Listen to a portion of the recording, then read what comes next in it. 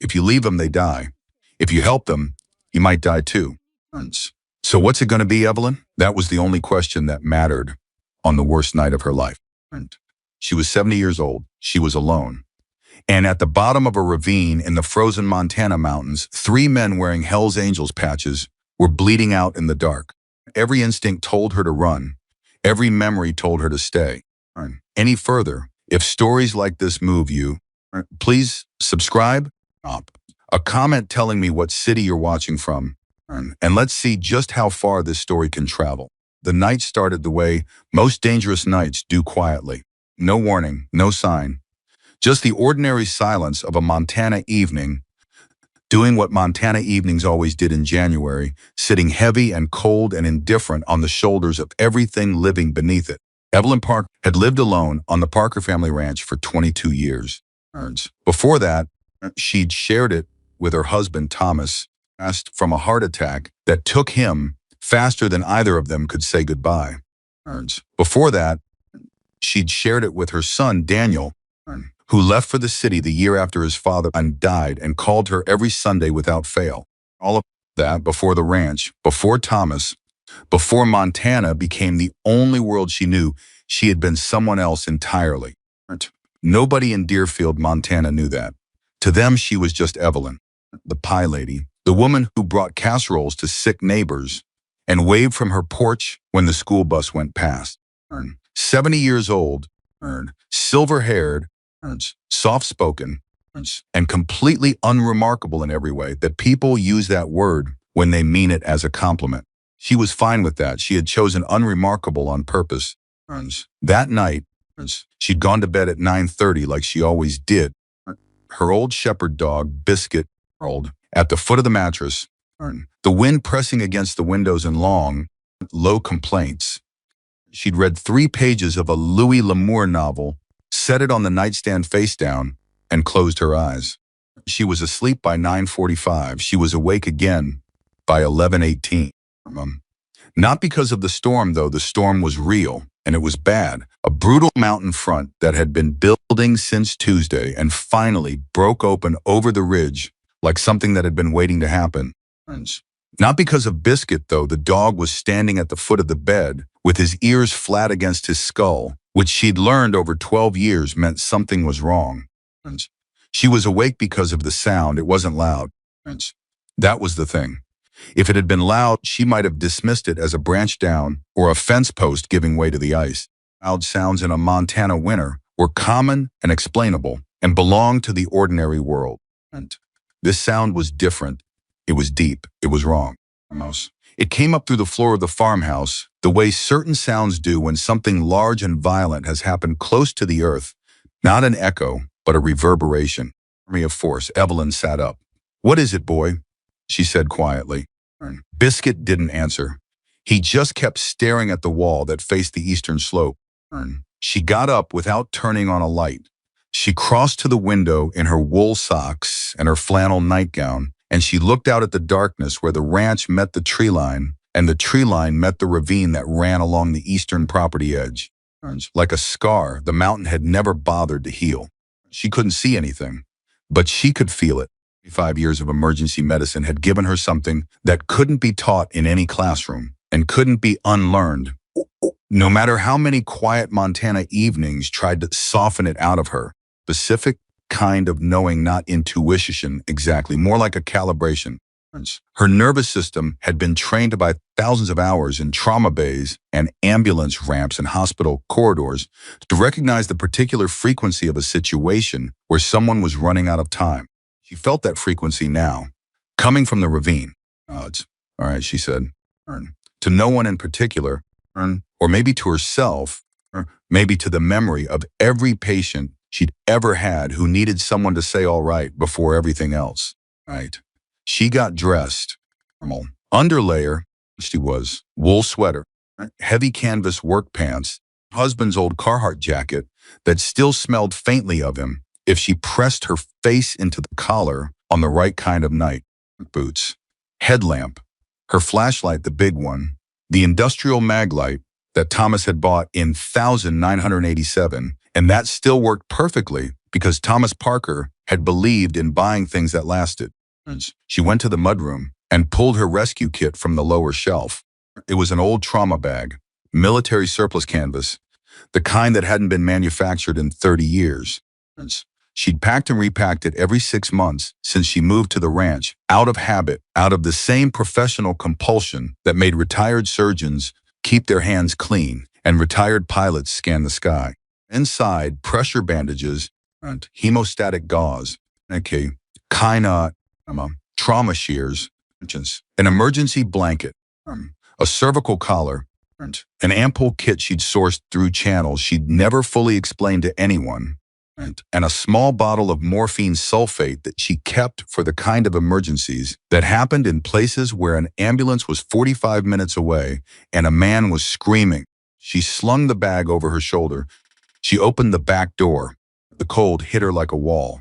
Not like a cold wall, like an actual physical force, the kind of January mountain air that doesn't gradually surround you but rather strikes you, penetrates you, finds you immediately, and without courtesy, that you are a biological organism made mostly of water and that water freezes. The temperature had dropped to 11 degrees Fahrenheit. The wind was coming off the ridge in hard, irregular gusts that threw ice crystals sideways. Evelyn Parker walked out into it without breaking stride. The property between the farmhouse and the eastern ravine was roughly 400 yards of rough pasture land, frozen solid in January, the grass stiff and crackling underfoot. She moved with her headlamp, cutting a yellow cone through the dark, and her flashlight held wide to give herself peripheral vision. And she moved fast because the feeling in her chest had not diminished. It had grown stronger the moment she stepped outside, the way a radio signal sharpens as you approach the source. She heard it before she saw it, a sound she knew with the intimacy of old grief. Not crying, not calling for help, owning that specific, low, involuntary, animal sound that human beings make when they are in serious pain, and the shock has begun to wear off and nud. The body is running out of the biochemical resources it uses to protect the mind from what's happening to it. She'd heard that sound hundreds of times in her career. She had never gotten used to it, and she never wanted to, because the day you got used to it was the day you stopped being the kind of nurse who could actually help. She reached the edge of the ravine and looked down. Single frozen moment, Evelyn Parker's breath stopped completely. 3 motorcycles, what was left of them, scattered across the floor of the ravine in a spread of destroyed metal that told the story of enormous speed and catastrophic loss of control. And steel and shattered fairings, and one wheel she could see it clearly still, turning very slowly in the wind, catching the flashlight beam with each rotation like it was signaling for attention. 3 men. The first was visible immediately. He was on his back approximately 20 feet from the nearest wreckage, one arm extended at an angle that didn't belong to any natural position of rest. His chest was moving. Not well, but he was. The second she found with the flashlight, a moment later slumped against the ravine wall, his head down and pressed against his left side with the practiced, unconscious gesture of someone trying to hold themselves together. Was the one she heard. He was the one groaning.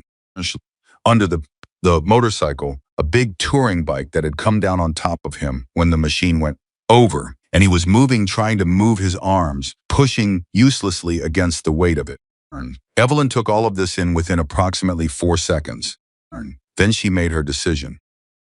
She had been told, in her nursing training, in her life in general, and by the specific culture of the American West that surrounded her, that a 70-year-old woman alone in the mountains at night who came across something like this had one correct response: go back to the house and call 911 and lock the door and wait. She had also seen, in 35 years of emergency medicine, what happened to people when someone with the ability to help them chose the distance of safety over the proximity of action. She had held the hands of people who died because help arrived 8 minutes too late. She had intubated people in parking lots because the alternative was watching them suffocate. She had once performed an emergency thoracotomy in a hospital corridor because the OR was 40 seconds too far away, and the attending on duty had looked at her and said, "He's already gone," and she had looked, and said not yet he isn't, and he hadn't been. She started down the ravine. The slope was steep and the soil was frozen, and she went sideways, the way you're supposed to on unstable ground, using the exposed roots and rocky outcroppings as handholds, taking her time because a broken ankle down here would kill them all. The bag swung on her shoulder. The headlamp cut erratic patterns as she moved. From below, got louder. "I'm coming," she called. "I can hear you. I'm coming right now. Stay still if you can." Didn't stop, but its character changed slightly. There was a question in it now, a confused reaching toward the voice. She reached the floor of the ravine. The cold was worse down here. Trapped and concentrated. The wind cut off, but the temperature somehow lower. The way it always was at the bottom of things. She swept her flashlight in a systematic arc, the way she'd been taught to scan a scene threats first, then patience, then environment. No one else was present. No movement beyond the three men. No sound beyond the wind above and the slow tick of cooling metal. She went to the one who was groaning first, the man pinned under the motorcycle, because that was protocol. The loudest pain is not always the worst injury, but a man pinned under 500 pounds of steel has an active, ongoing threat to his survival that takes priority. He was big, 6'2" at minimum, broad through the shoulders, with a dark beard matted with blood from a cut above his right eye. His jacket was heavy black leather, and across the back of it, in the beam of her headlamp, she saw the symbol, death's head, the words, Hell's Angels. Evelyn Parker looked at that patch for exactly 1 second. Then she set her bag down, crouched beside him, and put 2 fingers against the side of his throat. Thready, but present. "Hey," she said. "Hey, look at me." His eyes opened. Brown, bloodshot, wide with pain, and something else, something that looked almost like fear, because this was not a man who looked like he frightened easily. He started. "My name is Evelyn," she said. "I'm a nurse. I'm going to help you. But I need you to stop moving right now because you may have a spinal injury, and if you keep struggling, you could make it worse. Do you understand me?" He stared at her. The fear shifted into something she couldn't immediately name. He said, "I'm a nurse," she said again firmly, "and I'm the only one here. So I need you to work with me or this is going to be a very short conversation. What's your name?" A pause, long enough that she thought he might have lost consciousness again. "Okay, Victor, I'm going to assess the other 2 men, and then I'm going to come back to you. The bike on your leg, can you feel your foot?" Another pause. She saw him trying. "Yeah," he said. "Yeah, I can feel it." "That's good. Don't move." She stood and moved to the second man, the one slumped against the ravine wall with his hand against his side. He was younger, late 20s maybe. Dark hair, pale face, paler than it should have been, even accounting for the cold. His hand was still pressed to his left side, and when she gently moved it and shined her light, she saw the bruising spreading across his ribs, deep, dark, and she pressed 2 fingers lightly against the lower intercostal space and felt the absence where there should have been movement. Collapsed lung. Partial, from the way he was still breathing, but partial could become complete in an hour or in 10 minutes depending on things she couldn't control from the bottom of a ravine. She reached into her bag. Needle decompression was an option, but she wanted to hold it as a last resort. Moving him to thumb files was the priority, and the movement itself would be a risk either way. "Hey," she said, "what's your name?" He opened his eyes. They were green, she noticed, absurdly bright green, the kind of eyes that probably stopped rooms in better circumstances. Right now they were glassy with pain and cold. "Cole," he whispered. "Cole, I'm Evelyn. I'm a retired trauma nurse, and I'm going to take care of you, but I need to check your buddy first. You with me?" A faint nod. She moved to the first man she'd spotted, the one on his back with the extended arm. She approached carefully, tracking everything, his rate of respiration, the color visible on his face and neck, the stillness that was either shock or something worse. He was conscious, just barely. His eyes were open and tracking the movement of her headlamp, which was a good sign. His lips were moving slightly, which was another. She knelt and took his wrist, found his pulse, and felt her jaw tighten. This one was the worst. Fast pulse, weak pulse, the specific pattern that 35 years of emergency nursing identified without ceremony as internal bleeding. Not from anything visible, from something deep, something structural, something that the blunt force of a motorcycle crash at high speed does to organs that aren't designed to absorb that kind of energy. "What's your name?" she said. "Jax," he said. His voice was steady. She gave him credit for that. "Jax, my name is Evelyn. I'm going to be honest with you because I think you can handle it." His eyes focused on her face with an effort that was visible. "You have internal injuries," she said. "I can't fully treat them here. I need to get you to my house, and I need to do it quickly. This is going to hurt." "I'm sorry about that." A silence. Then incredibly, the corner of his mouth moved. "Lady," he said, "I've been hurt before." She almost smiled. She didn't have time to smile. She stood, looked up the ravine at the 400 yards of frozen darkness between her and the farmhouse, did the calculation that her mind had been doing since she came down the slope. 3 men, one of them pinned, them with a chest injury, one of them bleeding internally, and she began to work. She went back to Victor first because Victor was the one she could do something about fastest. She cleared the area around the motorcycle with her hands, finding the spots where she could apply leverage without making the pinning worse. And she talked to him the entire time, not to comfort him exactly, though that was part of it, to keep him engaged, to keep his brain working, because a conscious brain kept blood pressure up, and blood pressure kept people alive. "Victor, I'm going to need your help with this. When I lift, I need you to pull your legs straight back, not sideways straight back. The bone may be broken, and I can't assess it here, but movement is better than staying pinned." "One wait," he said. "Wait, there's Jax." "Jax is alive," she said. "So is Cole. I need to move you first so I can get to them. You're going to have to trust me." He looked at her for a long moment. In the beam of her headlamp, his face was a study in contradiction, the hard geography of a man who had spent decades building walls, and behind those walls, something much more fragile than the leather jacket suggested. He said, "On 3, 1, 2, 3, she lifted." He pulled. The sound he made was something she wouldn't repeat. He got his leg free. The break was bad. She could see the deformity even through the leather, but it was below the knee. And the skin was intact, and there was no arterial spray, which meant she had time. She bound it quickly with her improvised splint, 2 tent stakes from the equipment she'd thought to grab from the mudroom, and wrapped it with the compression bandage from her kit. "Can you put any weight on it at all?" "No." "Then I'm going to have to get help." "Hold on." She had a hand-crank emergency radio in the bag. She didn't use it for an ambulance. Not yet. Instead, she called the one number she could call without making a situations that was already complex into something irretrievable. She called her neighbor, Roy Hendricks, 74 years old, former rancher, a man with a tractor and a flatbed, and the particular Montana disposition of not asking questions that weren't his business. He answered on the second ring, which told her he hadn't been asleep, which told her the storm had kept him up too. She said, "I need the flatbed. East Ravine." Right now, a pause. The short, specific Roy Hendricks pause that she'd learned meant he was pulling on his boots. Another pause. "Bad?" "Yes, 20 minutes, he said, and hung up.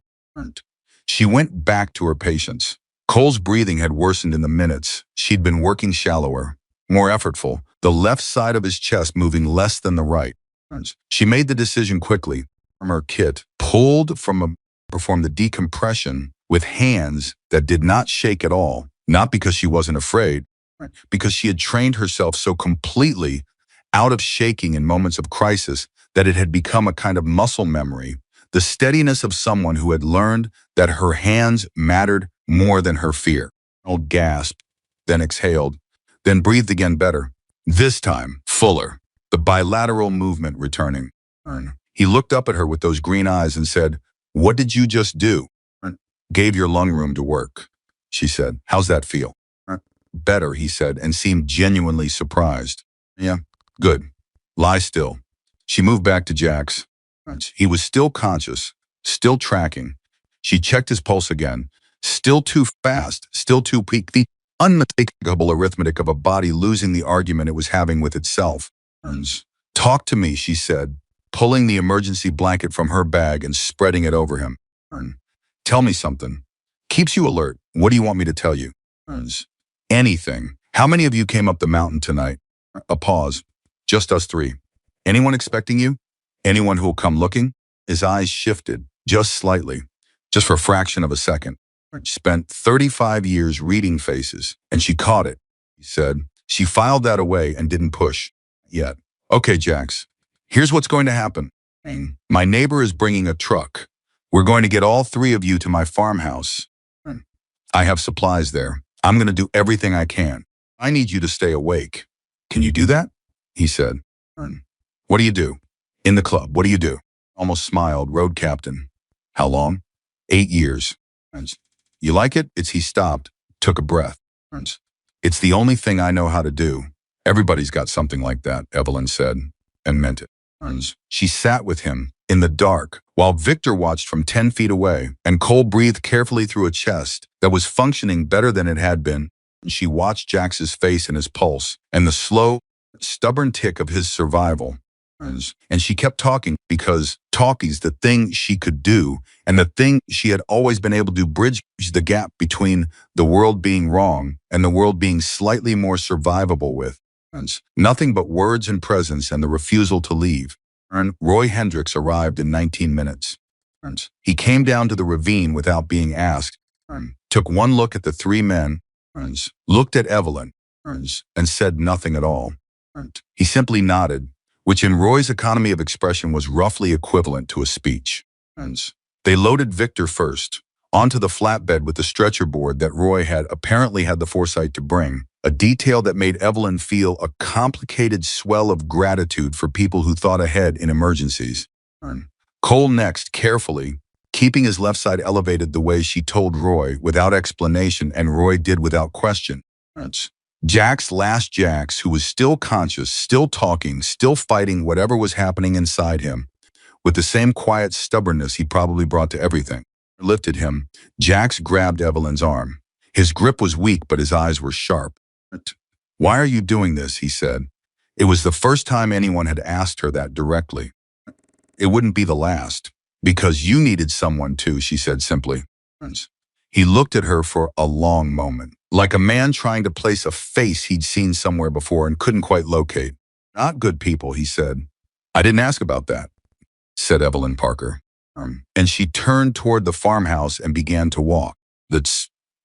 The truck followed. In the farmhouse, under the fluorescent light she'd had installed in the kitchen for exactly the kinds of moments she'd told herself she was done having, Evelyn Parker went to work, brought in her extended medical supplies from the back room, the organized, carefully maintained kit that no one who knew her as the pie lady would have recognized as the inventory of someone who had spent decades managing mass casualty situations.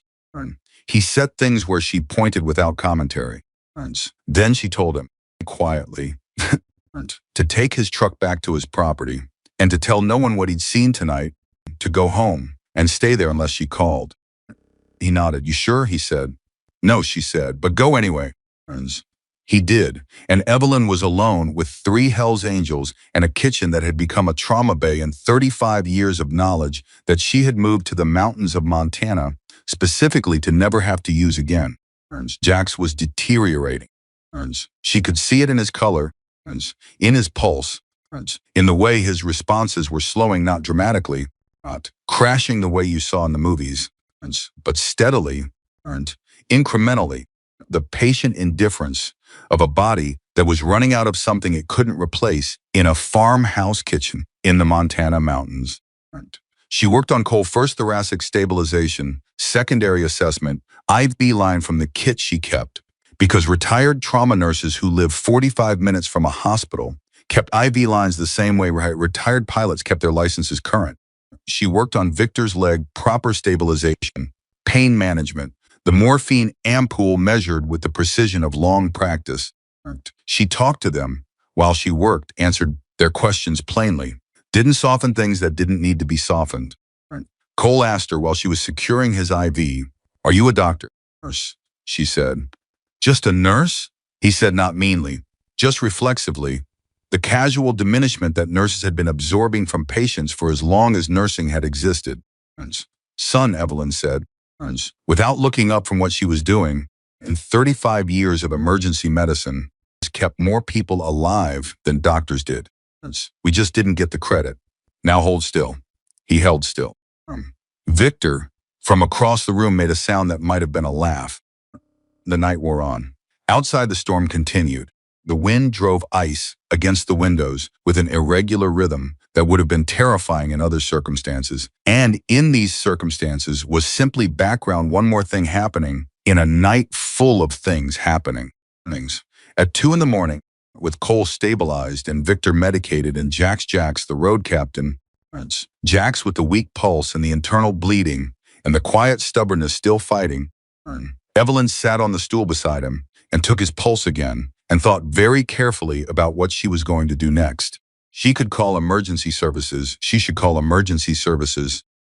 What she was doing, what she had already done, was operating at the absolute outer edge of what a retired nurse with no active license could legally perform in the state of Montana, and calling it now would be the right thing to do medically, the thing she'd spent her whole career caring about most.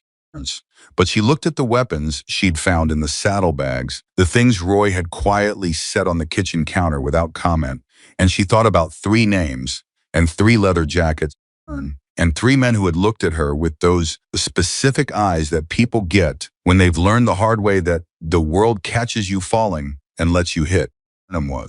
She thought about what would happen when the ambulance arrived.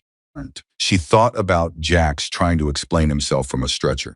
She picked up her phone, set it down, picked it up again, said Jax. She looked at him. His eyes were open, bigger than they should have been for a man in his condition. Or maybe that was another thing she knew about people, that sometimes crisis burned bright before it burned out. You need more than I can give you here, she said. I know, he said. You could die. I know that too, he said. She was. A silence between them that was not comfortable but was honest, which was something she had always valued more than comfort. Give me tonight, he said. Just tonight. If I'm worse by morning, you call whoever you need to call. And if you're gone by morning, he looked at her. Then it won't matter. She held the phone for another long moment. Looked at his face, looked at the pulse in his throat still going. She said, what? You talk to me. All night. You stay awake and you talk to me. And if you stop talking, I make the call. Deal. Another one of those long Jax Miller pauses. Deal, he said. And so they talked.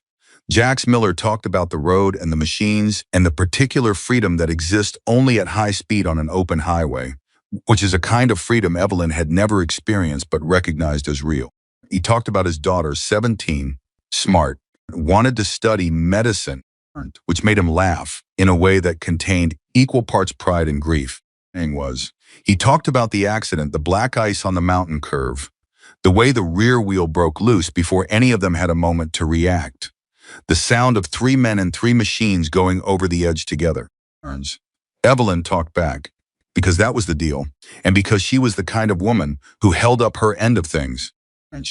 She told him about Thomas, about the ranch, about the years of quiet she'd built for herself out here. She didn't tell him about the things she was carrying. Not yet. Not that night. That part came later. But somewhere around 3 a.m, with the storm pressing against the windows and Cole asleep in the guest room, and Victor medicated and drifting, and Jax's pulse very slowly, almost imperceptibly, she felt it beginning to stabilize. She felt something shift in the farmhouse. It wasn't medical, wasn't physiological, wasn't anything she had a clinical term for. It was the feeling of a night turning, not dramatically, not with music, just the slow, quiet pivot that happens sometimes in rooms where people are fighting their way back from something, when the balance tips by some invisible increment from worse toward less worse, and the people in the room feel it without being able to explain it. Victor felt it.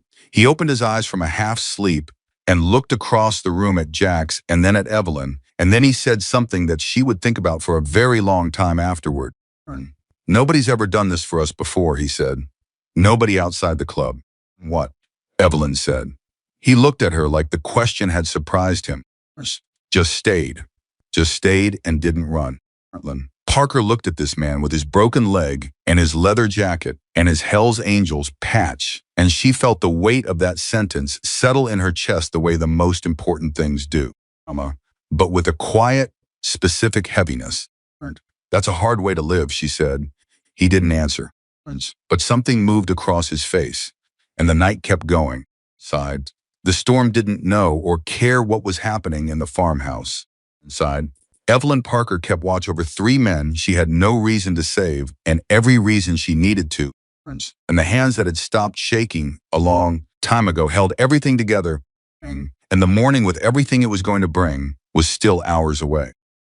Evelyn noticed when the clock crossed 4 in the morning was that Jax had stopped talking.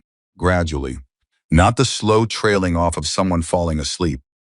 He simply stopped mid-sentence. He'd been telling her about a ride through the Ozarks 2 summers ago, something about the light through the trees, and the way the road curved down into a valley like a river, and then the sentence ended before it finished, and the room went quiet in the particular way that rooms go quiet when something important has changed.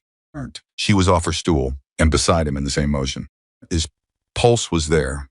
She found it immediately, 2 fingers pressed to the side of his throat, and it was there, but it had changed. It was slower now than the dangerously fast rhythm of internal bleeding, which could mean one of 2 things, and only one of them was survivable. Jax. She put her hand on his face. Jax, open your eyes. Nothing. Jackson Miller, you made a deal with me. Open your eyes right now. His eyes opened, slow, dull at the edges in a way they hadn't been 2 hours ago. Here, he said. Barely, she said. Talk to me. Now. Ozarks, the valley. What happened in the valley? Pause that lasted too long. There was a diner, he said finally. Little place. Just appeared out of nowhere at the bottom of the hill. We hadn't planned to stop, but Cole said he could smell the bacon from the road. We stopped. And best breakfast I've ever had, he said. My whole life. Just eggs and bacon and coffee in a paper cup. Nothing special.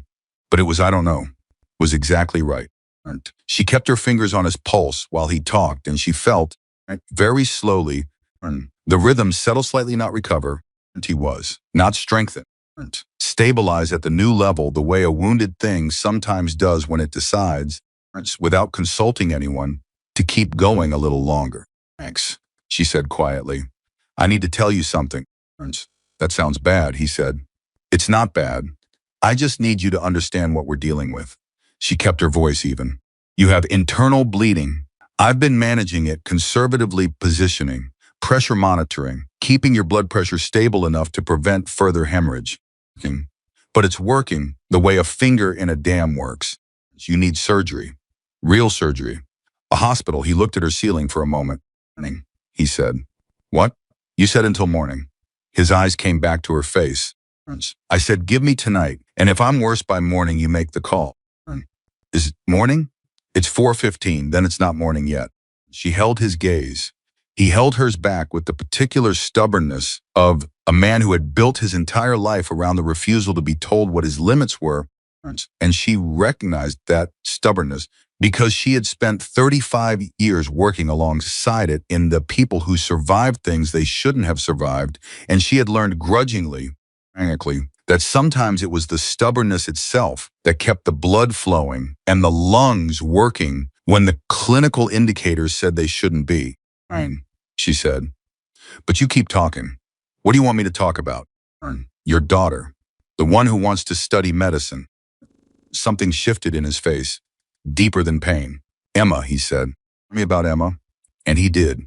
And Evelyn listened and watched his pulse and kept watch over the room, where Cole was breathing steadily in the next doorway, and Victor had finally gone fully under the medication's mercy and was sleeping hard. And she thought about what she was going to do when morning actually came and what morning was going to bring with it. She didn't have to wait long to find out. At 20 minutes to 5, Victor woke up. Not gradually.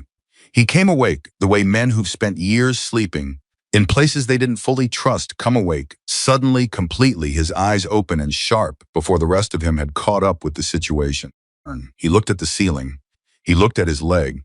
He looked at Jax. He looked at Evelyn, then he looked at the window. Someone's out there, he said. Evelyn was at the window before she'd consciously decided to move. This outside was thinning at the edges, that first, almost imperceptible loosening of a Montana winter night that happened an hour before actual dawn. And in that dim pre-morning gray, she could see the east pasture. She could see the fence line. She could see the tree line where the property ended. She could see the single point of light moving through the trees. Moving carefully. A flashlight. From the movement. Maybe two. Moving toward the farmhouse. You said nobody was coming for you tonight, Evelyn said. She didn't turn from the window. Victor's silence was its own answer. Victor, she said with the specific tone she reserved for patients who were about to get the truth whether they wanted it or not. Who is that, a beat? Could be nobody, he said. Could be someone following the road from the other side of the ridge. That's not nobody walking, she said. That's somebody looking. Another beat. Longer. There's a man named Driscoll, Victor said. Driscoll. Dale Driscoll, we've had trouble with him. Him and his people. Evelyn turned from the window. What kind of trouble? The kind that doesn't get settled in court, Victor said. And the way he said it answered several questions she hadn't asked yet. She crossed the room quickly, went to the front door, checked the locked deadbolt, solid, the heavy gauge bolt that Thomas had installed when they'd had some trouble with trespassers years ago, and she'd never felt more grateful for her late husband's practicality than she did right now. She moved to the mudroom, opened the low cabinet, and took out the shotgun. Remington 870, Thomas's.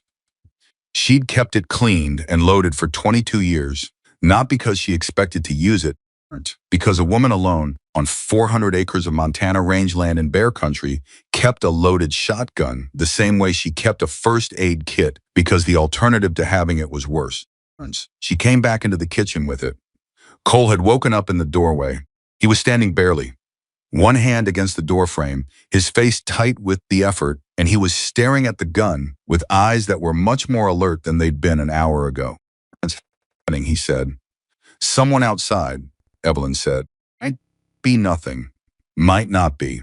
Either way, I want you back in that room and down on the floor. If I tell you to stay down, you stay down. Understood?" Cole looked at Victor. Some wordless communication passed between them. Evelyn, Jack said from the floor. His voice was strained with the effort of projecting across the room. "Listen to me. If it's Driscoll's people, they didn't come here for you. They came for us. You could walk out the front door right now and tell them we're here, and they'd leave you alone." She looked at him. "And what would they do to you?" He didn't answer. "That's what I thought," she said.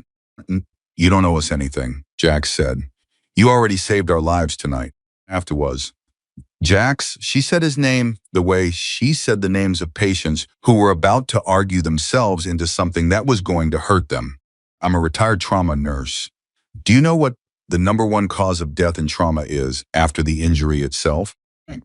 "What?" "Abandonment," she said. "People who survive the thing that should have killed them and then die because whoever was with them decided the situation was too complicated to stay in." She looked at him steadily. "I don't do that." The flashlight outside had stopped moving. Victor said very quietly, "There's more than one of them." She went back to the window. He was right. She could see it now, 2 lights, then 3, spread out along the fence line, moving slowly, deliberately, the way a search pattern moves when people are covering ground systematically. She counted. 3 lights minimum, possibly 4. "How many people does Driscoll usually travel with?" she said. 6, Victor said. "Are they armed?" Victor actually made a sound like a laugh, which under the circumstances she found grimly impressive. And he said, "They're armed." "Okay," she said. Answer was, "Okay." She stood very still for a moment, the shotgun in her hands, and she did what she'd been trained to do in casualty situations, which was to triage not the injuries but the decisions. What did she control? What didn't she control? What was the highest leverage action available to her right now? She could call 911 immediately right now. That was always on the table. But if she called 911, response time to this property was between 30 and 45 minutes, and the lights in her fence line were already through the outer tree stand and moving toward the pasture, and 30 minutes was a long time. She could try to reach Roy, but Roy was 74 and she'd already asked enough of him tonight. She could handle this herself. She'd handled harder things. Cole, she said, get back in that room and stay on the floor. Victor, you're not mobile, so you stay put and you don't make a sound. Thanks. I can sit up, Jax said immediately. No, you can't. Evelyn Jax. She was already moving toward the front door. You sit up. You increase the pressure in your abdomen. You tear whatever partial hemostasis we've been building for the last 5 hours, and you bleed out on my kitchen floor. So you are going to lie flat and you are going to trust me. The deal. Can you do that? A silence. Then, I hate this. I know, she said. Stay flat. She went to the front door and turned on the porch light. Then she opened the door and walked out. The cold hit her again, the deep dawn Montana cold that felt different from the night cold, higher somehow, sharper. The cold that comes right before the temperature starts to climb and seems to make one last determined effort before it relents. She stood on the porch with the shotgun held at low ready, the way Thomas had taught her 20 years ago. On a Saturday afternoon when he'd said a gun you're afraid to hold is more dangerous than no gun at all. And she looked out at the pasture and at the tree line and at the 4 lights that had stopped moving when the porch light came on. She waited 30 seconds, a minute, then a figure appeared at the pasture gate. Big, heavy coat, a flashlight pointed at the ground because he'd seen the porch light and didn't want to be blinded by his own reflection. He walked to the gate and stopped there. And even from this distance, she could see the shape of the man wide through the shoulders, deliberate in his movement, the walk of someone who was used to arriving at places where he was not welcome. Help you? Evelyn called. Her voice came out steady. Out of that. The man at the gate paused. She thought she heard him say something to someone behind him, but she couldn't make out the words. Looking for some friends of ours, he called back. It's medium-pitched, flat, careful. A voice that had learned to be careful the way all dangerous things learn through practice. Had an accident up on the ridge. Saw some tracks coming this way. Haven't seen anyone, Evelyn said. A pause. You sure about that, ma'am? She recognized the ma'am. She'd heard it her entire life, and she knew all of its meanings, and the meaning in this one was not respectful.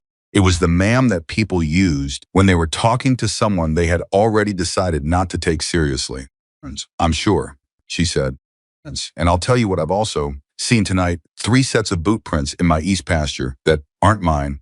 And it's 4:30 in the morning, and I'm a 70-year-old woman alone on this property. And in Montana, that's the kind of thing that justifies exactly what I'm holding right now. He was. So I'm going to ask you again, politely, if you need medical assistance or emergency services, because if you do, I'm happy to help. And if you don't, I'm going to ask you to move along. Silence from the gate. A long silence. She could feel them recalibrating. Specific feelings she'd experienced it before. In the ER, when someone came in aggressive and looking for a fight and hit instead a level of calm competence that they hadn't expected and didn't know what to do with. The anger was still there, but it had nowhere to go because the thing it had come prepared to push against wasn't there. This isn't your business, ma'am, the man at the gate said. My property is my business, Evelyn said, and everything on it. Another pause. Those are dangerous men, he said. Whatever they told you. I didn't say anyone told me anything, Evelyn said. I said I hadn't seen anyone. Now, I've got your description, and I've got 4 other shapes in my peripheral vision that I'm going to remember clearly enough to describe to law enforcement. Are we going to have a problem here, or are you going to move along? The man at the gate stood very still for a moment. Then he turned and walked back into the tree line. The other lights followed. Evelyn stood on the porch with her heart going at a rate that suggested her body had not been as calm as her voice, and waited. 1 minute, 2, 5. The lights moved through the trees and she tracked them until they were far enough along the ridge that she was sure, reasonably sure, the kind of sure you can be in a situation that is still fundamentally uncertain, that they were heading back the way they'd come. She went inside. She locked the door. She set the shotgun on the kitchen table. Victor was staring at her from across the room. He'd pushed himself up on one elbow, despite the broken leg and the pain that had to be enormous, and his face had an expression she couldn't immediately classify. Cole was standing in the doorway again, both hands on the frame this time, pale but steady, was looking at the ceiling. Nobody said anything for a moment. Then Cole said, in a voice that was absolutely, completely sincere, "Who are you?" "I told you," Evelyn said, pulling her stool back to Jax's side. "I'm a retired trauma nurse." "Retired trauma nurses don't do that," Cole said. "The good ones do," she said, and checked Jax's pulse. It was still there, still stable, still stubbornly, defiantly refusing to give up. She allowed herself one breath that was longer than the others. Evelyn," Victor said. He'd lowered himself back down, the effort visible in his face. "I need you to understand something. Those men, they're going to come back. Not tonight, probably, but they're going to come back. Because whatever they think we have that belongs to them, they don't let things go." "I understand," she said. "You can't." He stopped and started again. "Well, you just did, standing out there like that. That was brave. I'm not going to say it wasn't, but it's not going to be enough. Not when Driscoll has more people and he decides to stop being polite about it." "Appreciate the warning," Evelyn said. "It's not." He pressed his hand over his face for a moment. "Lady, I've been in this life for 20 years. I know how these situations develop. The coffee was. And I'm telling you that you have put yourself in the middle of something that you cannot protect yourself from on your own." She looked at him. "Victor," she said quietly, "I just kept 3 dying men alive through a Montana blizzard with a 35-year-old trauma kit, a box of supplies I bought at a farm supply store, and a morphine ampule that expired in 2019. I then walked out onto my front porch and sent 4 armed men back down a mountain with a 12 gauge and a tone of voice." She paused. "Not saying I can handle anything, but I think I've earned the right to decide what I can and can't handle." Victor looked at her for a long moment. "You're not normal," he said. "I've been told that," she said, and turned back to Jax, who was smiling. Just barely, just at the corners. Unmistakably. "What?" she said. He said. "Max." It's just he stopped. The smile faded into something more complex. "In 20-some years, I've never seen anyone stand up for us like that. Someone like Driscoll. Without being one of us. Without having anything to gain." He paused. "It's strange. Strange bad or strange good?" "Strange real," he said.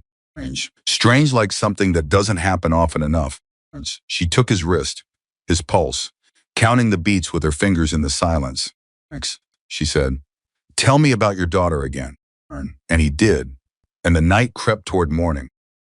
At 6:15, with the Montana sky beginning its slow negotiation from black to deep blue, Cole came and sat on the floor near Jax, his back against the kitchen cabinet, his left side still tender, but his breathing full and bilateral, and his color improved from the wax pale of the ravine to something closer to human.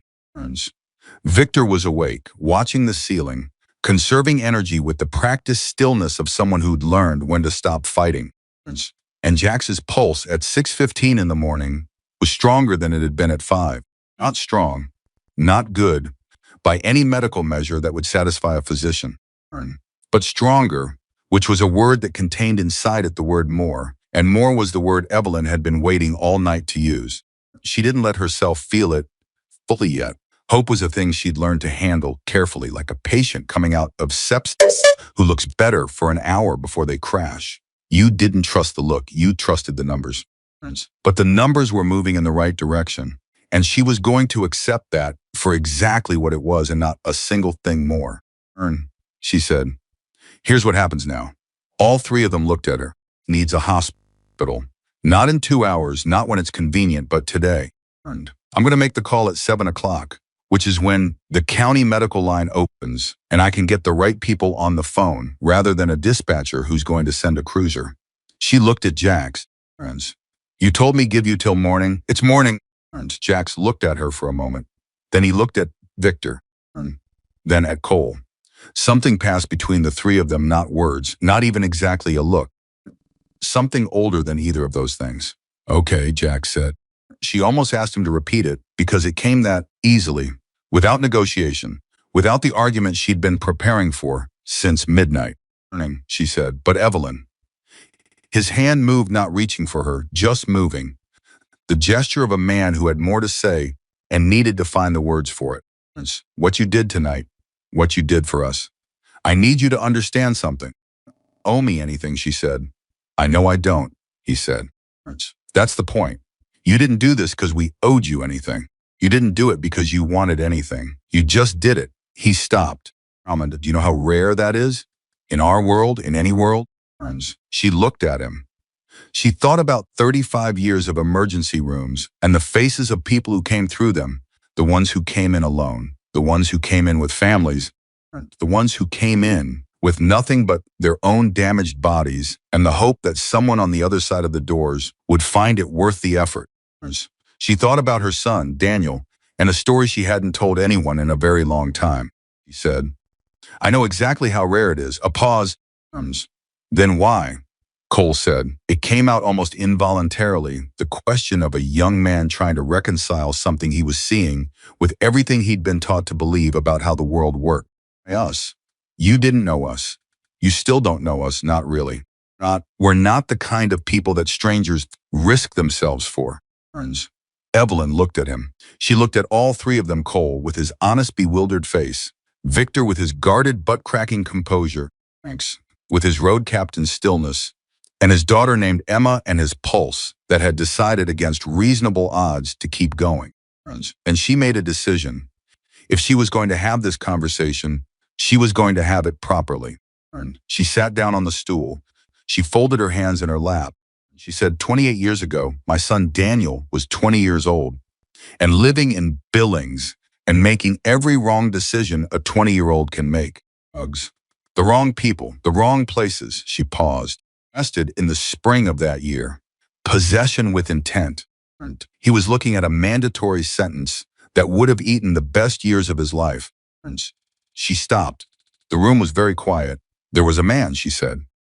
A public defender named Gerald Marsh. He was overworked and underpaid, and he had 40 other cases, and he could have given Daniel the same plea deal he gave everyone else and moved on. But he didn't.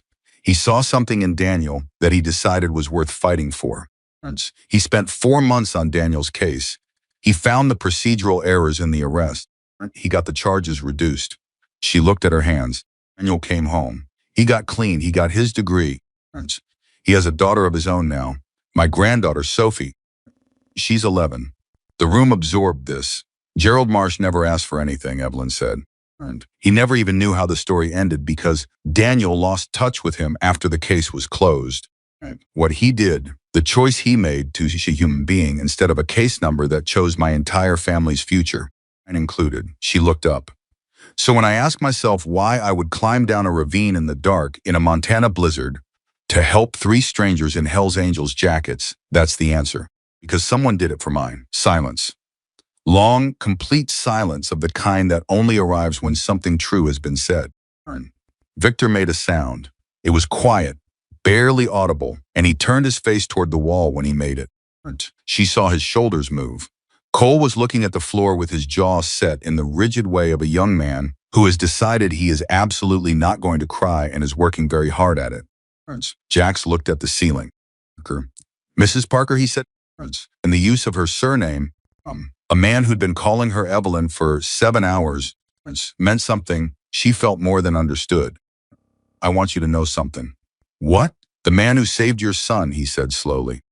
That man had no guarantee it would matter. He had no idea how the story was going to end. Choice to do the right thing for someone who most people would have walked past. He paused. What you did tonight is the same thing, exactly the same thing. She didn't answer. There wasn't anything to say to that. At 6:53, Evelyn picked up the phone. At 7:04, she'd spoken to Dr. Patricia Haynes at the county medical line, a woman she'd crossed paths with years ago in a conference in Great Falls, and who listened to Evelyn's clinical description of Jax's condition without interruption or disbelief, because that was the kind of doctor Patricia Haynes was, and arrangements were being made. The helicopter would arrive in 40 minutes. It was a long 40 minutes. He knew what the helicopter meant. He'd known since 6:15. He didn't argue. He didn't push back. He lay flat on Evelyn's kitchen floor and breathed and kept his blood pressure as stable as a person can keep their blood pressure by sheer force of will. And when the sound of rotors finally cut through the morning air, he turned his head and looked at Evelyn. He said, "Hey yourself," she said. "What happens now with the police, with Driscoll, with all of it?" "One thing at a time," she said. "Evelyn," his voice was very serious. "You stood between us and those men last night. Driscoll is going to know that." "Jax." She put her hand on his arm. "I have been handling difficult men since 1978. You focus on staying alive. Let me handle my property." The sound of rotors was getting louder. "Not going to forget this," he said. "You don't have to remember it," she said. "Just get better." He looked at her.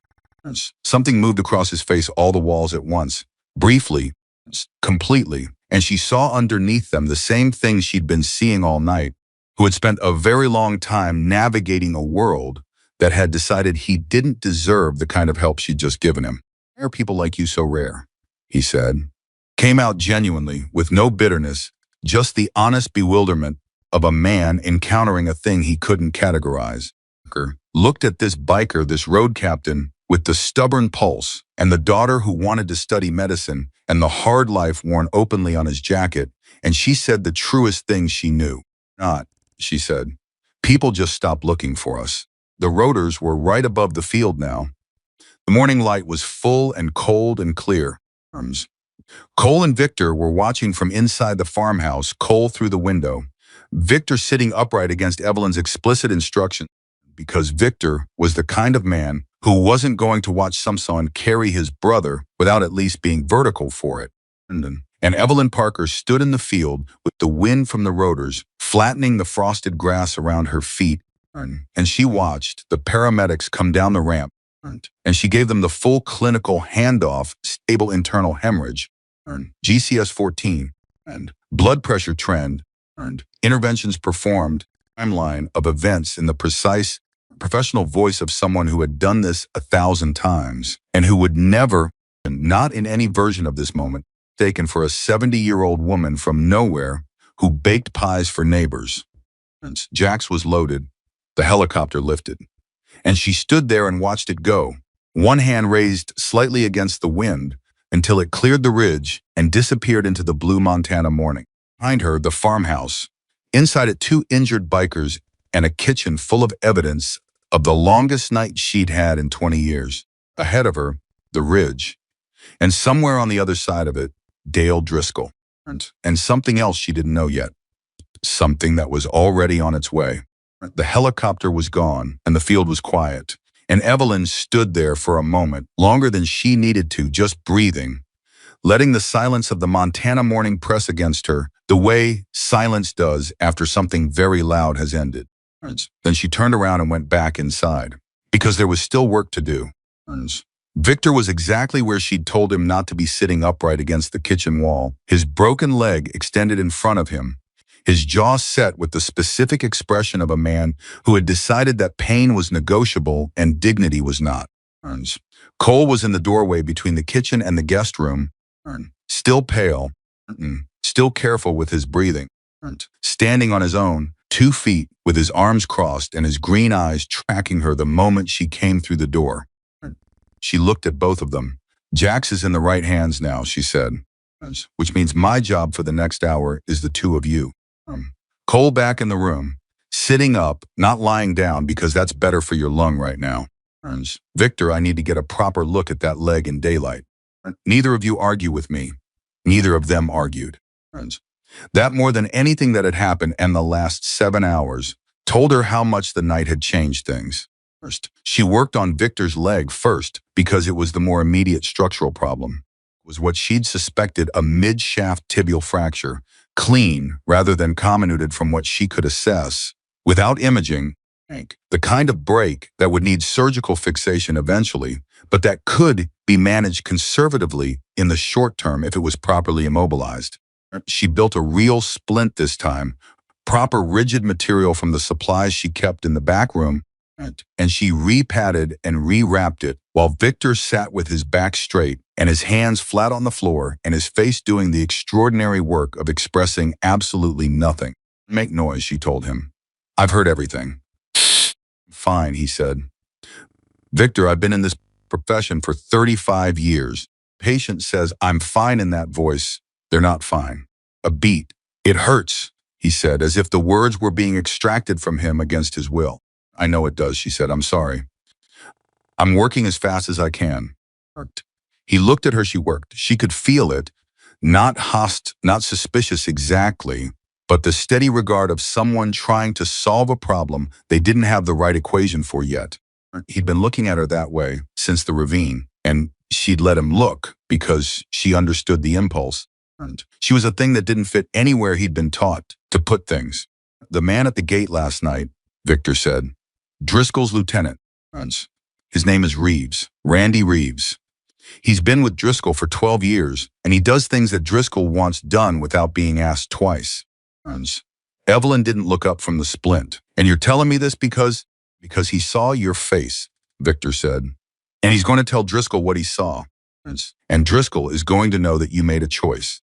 I did make a choice, she said. Evelyn. His voice dropped. Careful flatness of a man being honest about something he'd rather not be honest about. Driscoll doesn't separate people from their choices. He doesn't think she's a 70-year-old woman. She didn't know what she was getting into. He thinks she got in the way, and getting in the way has a consequence. That's how he operates. She tied off the last wrap on the splint. Then she sat back on her heels and looked at Victor directly. How long have you been trying to warn me? She said. He blinked. Since about 2 this morning, she said. Every time you brought up Driscoll, every time you circled back to it, you were warning me. He looked at the floor. The guarded expression cracked just slightly, the way a wall cracks when the foundation shifts, not collapsing, but showing the line of stress. Because you didn't leave us in the ravine, he said. People would have. You already said that. I know, he said. I'm saying it again, because I don't think I know how to say what I actually mean. He pressed his hand against the floor, a grounding gesture. He was. In my world, when someone does something for you, there's a debt. That's how it works. Someone does a thing, you owe them a thing. Math is always there. He paused. You didn't do this for the math. And I've been trying to figure out what I'm supposed to do with that since about 3 in the morning. Evelyn stood up, knees, registering their objection to hours of crouching on a kitchen floor the way they always did steadily. Without drama, a complaint rather than a crisis. You're not supposed to do anything with it, she said. You're supposed to get better. And Driscoll? I'll handle Driscoll. He was.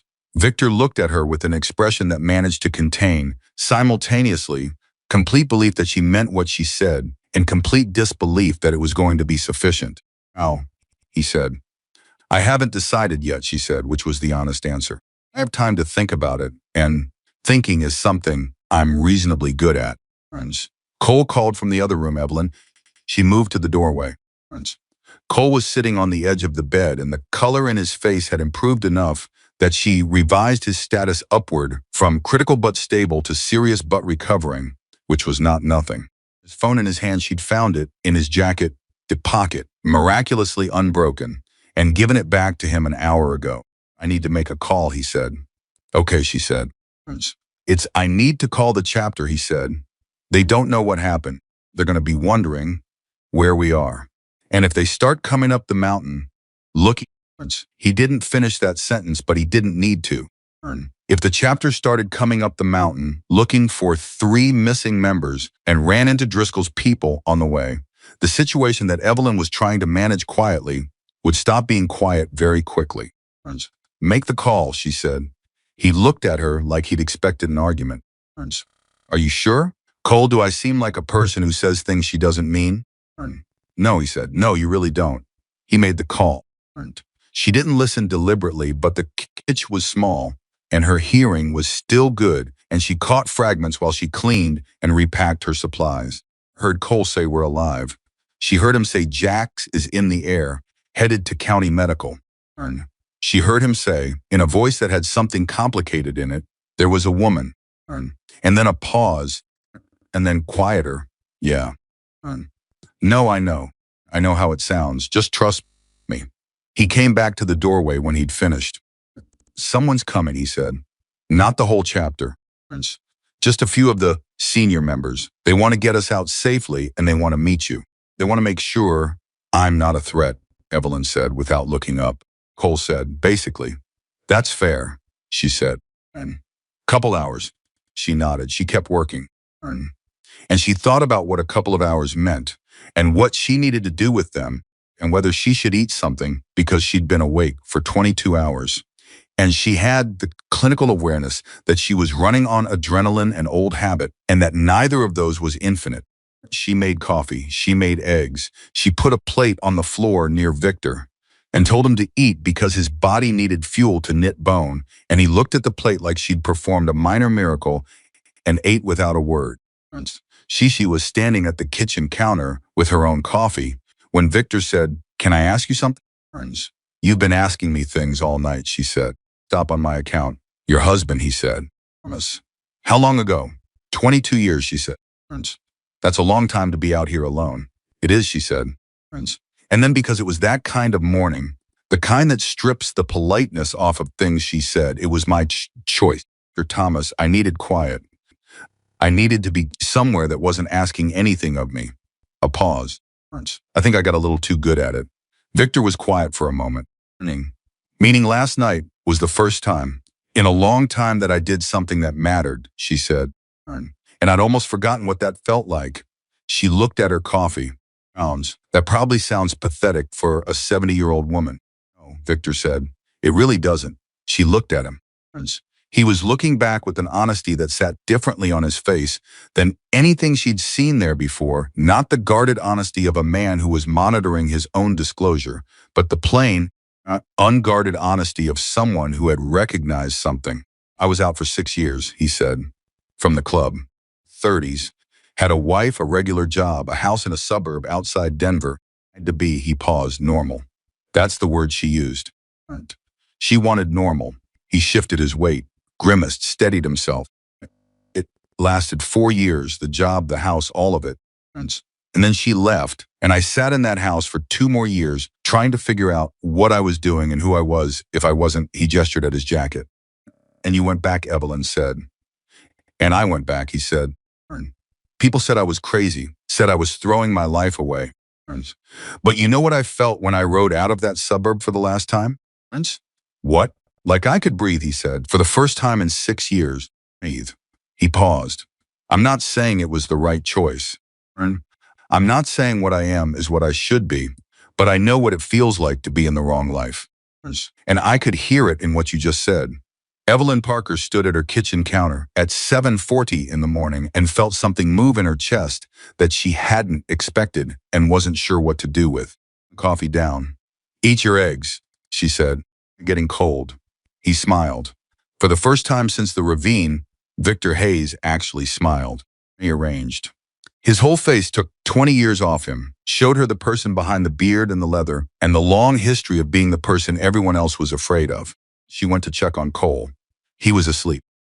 She stood in the doorway and looked at him, this 29-year-old kid who'd been riding with the Hells Angels long enough to get the patch, but not quite long enough to have the same thickness of armor that wore, the same settled quality that Jax had. Cole was still in the part of the journey where you could see what it was costing him to become the person he thought he needed to be. She recognized that part. She'd watched enough young men and women move through it. She let him sleep. She went back to the kitchen and she sat down at the table and she picked up her phone and she called Daniel 4 times. He answered on the 5th with the slightly blurred voice of a man who was still in the early part of his morning. Everything okay?" "Yes," she said, "everything's fine. I just wanted to hear your voice." A pause. She could hear him recalibrate the parental alarm receding, replaced by the gentler attentiveness of a son who knew his mother well enough to know that "I just wanted to hear your voice" at 7:45 in the morning meant something happened. He said. "I had a long night," she said. "I'm fine. I'll tell you everything when I see you." "But Daniel." "Yeah? You remember what I've told you about Gerald Marsh, the public defender?" Longer pause.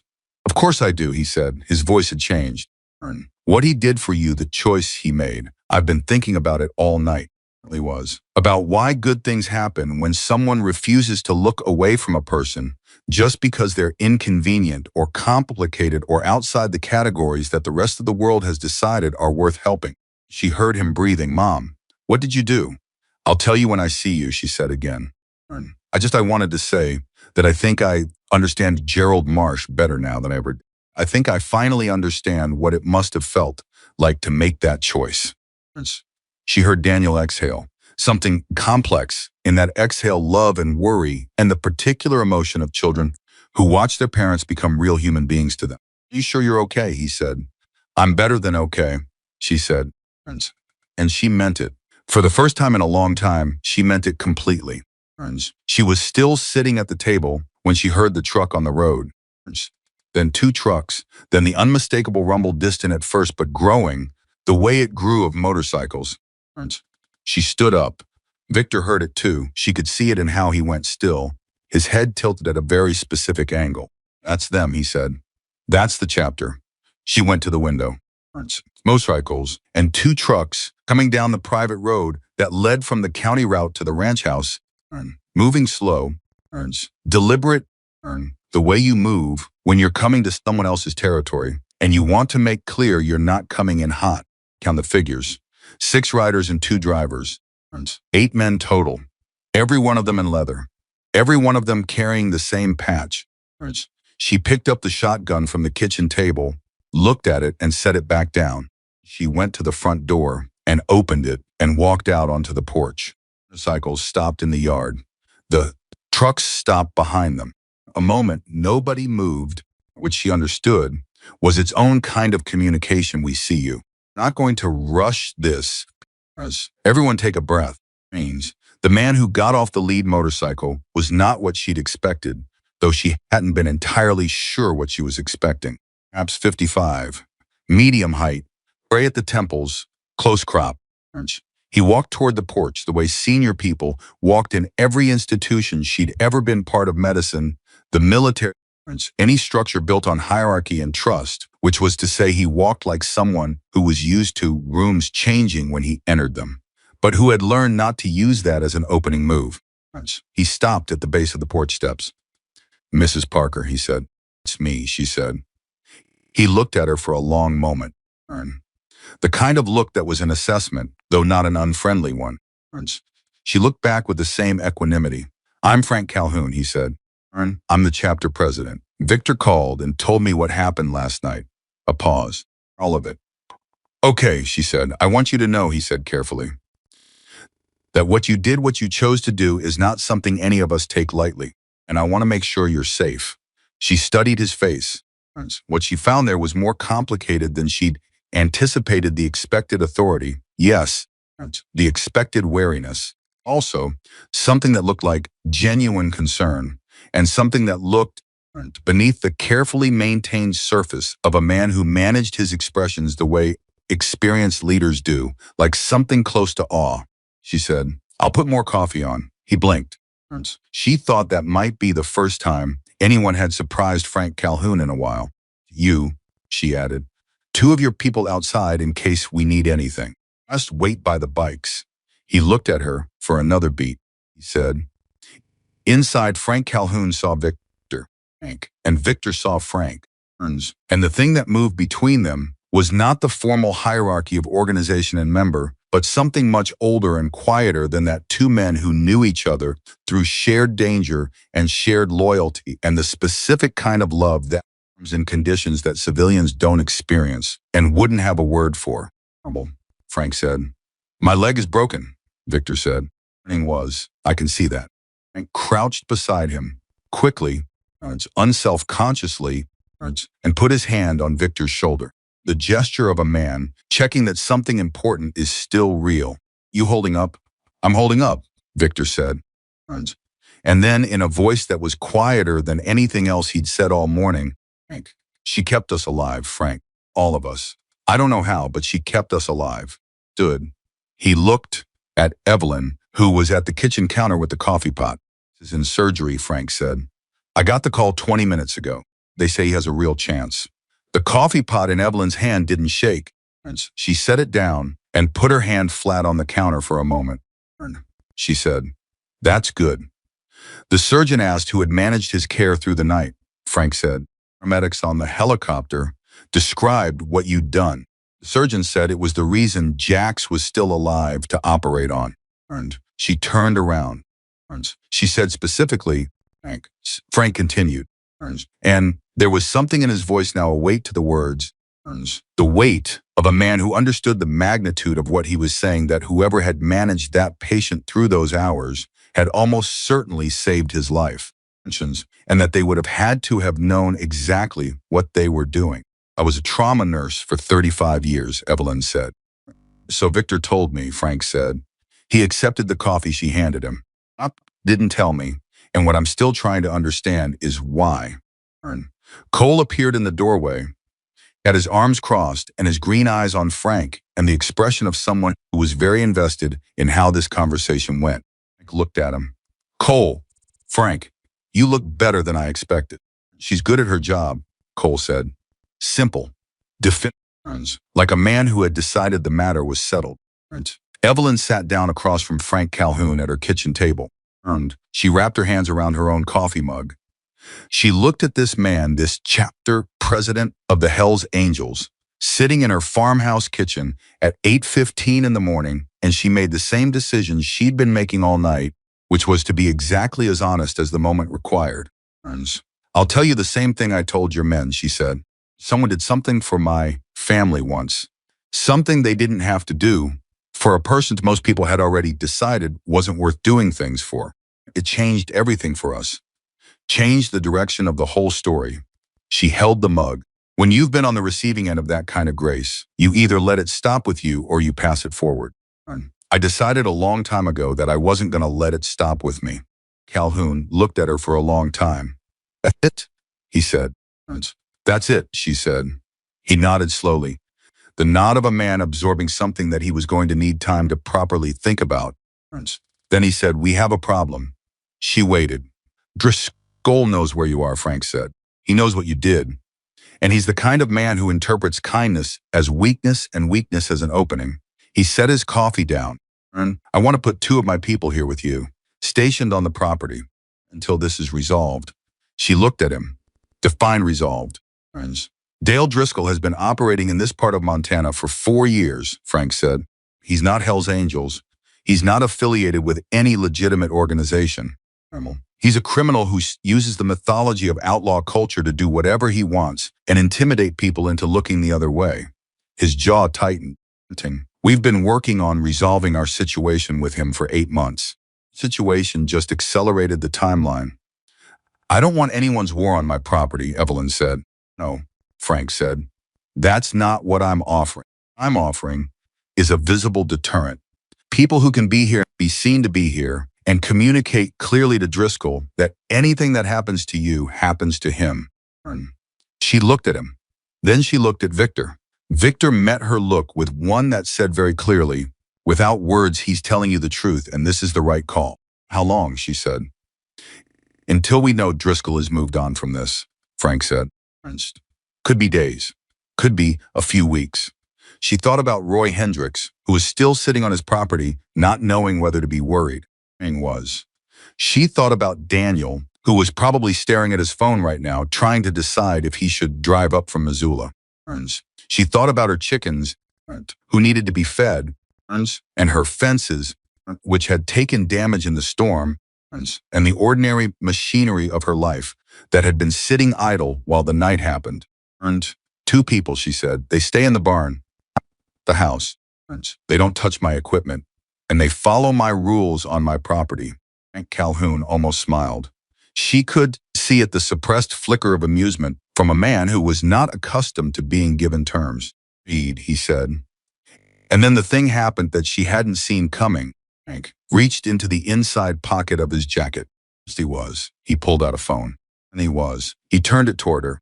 And on the screen was a photograph of a girl, 17, with her father's dark eyes and her own sharp smile, sitting on a motorcycle in what looked like a parking lot, laughing at whoever was taking the picture. That's Emma, Frank said. Jax's daughter. She's been staying with family in Billings. She's been calling the chapter every 30 minutes since last night. Evelyn looked at the photograph. She doesn't know yet, Frank said. About the helicopter. About the surgery, we thought, he paused, we thought it should come from someone who was there. Who could tell her what really happened? Who could tell her that her father didn't die alone in a ditch? The silence in the kitchen was total. Cole was very still in the doorway. Victor had his eyes on his hands. You want me to call her, Evelyn said.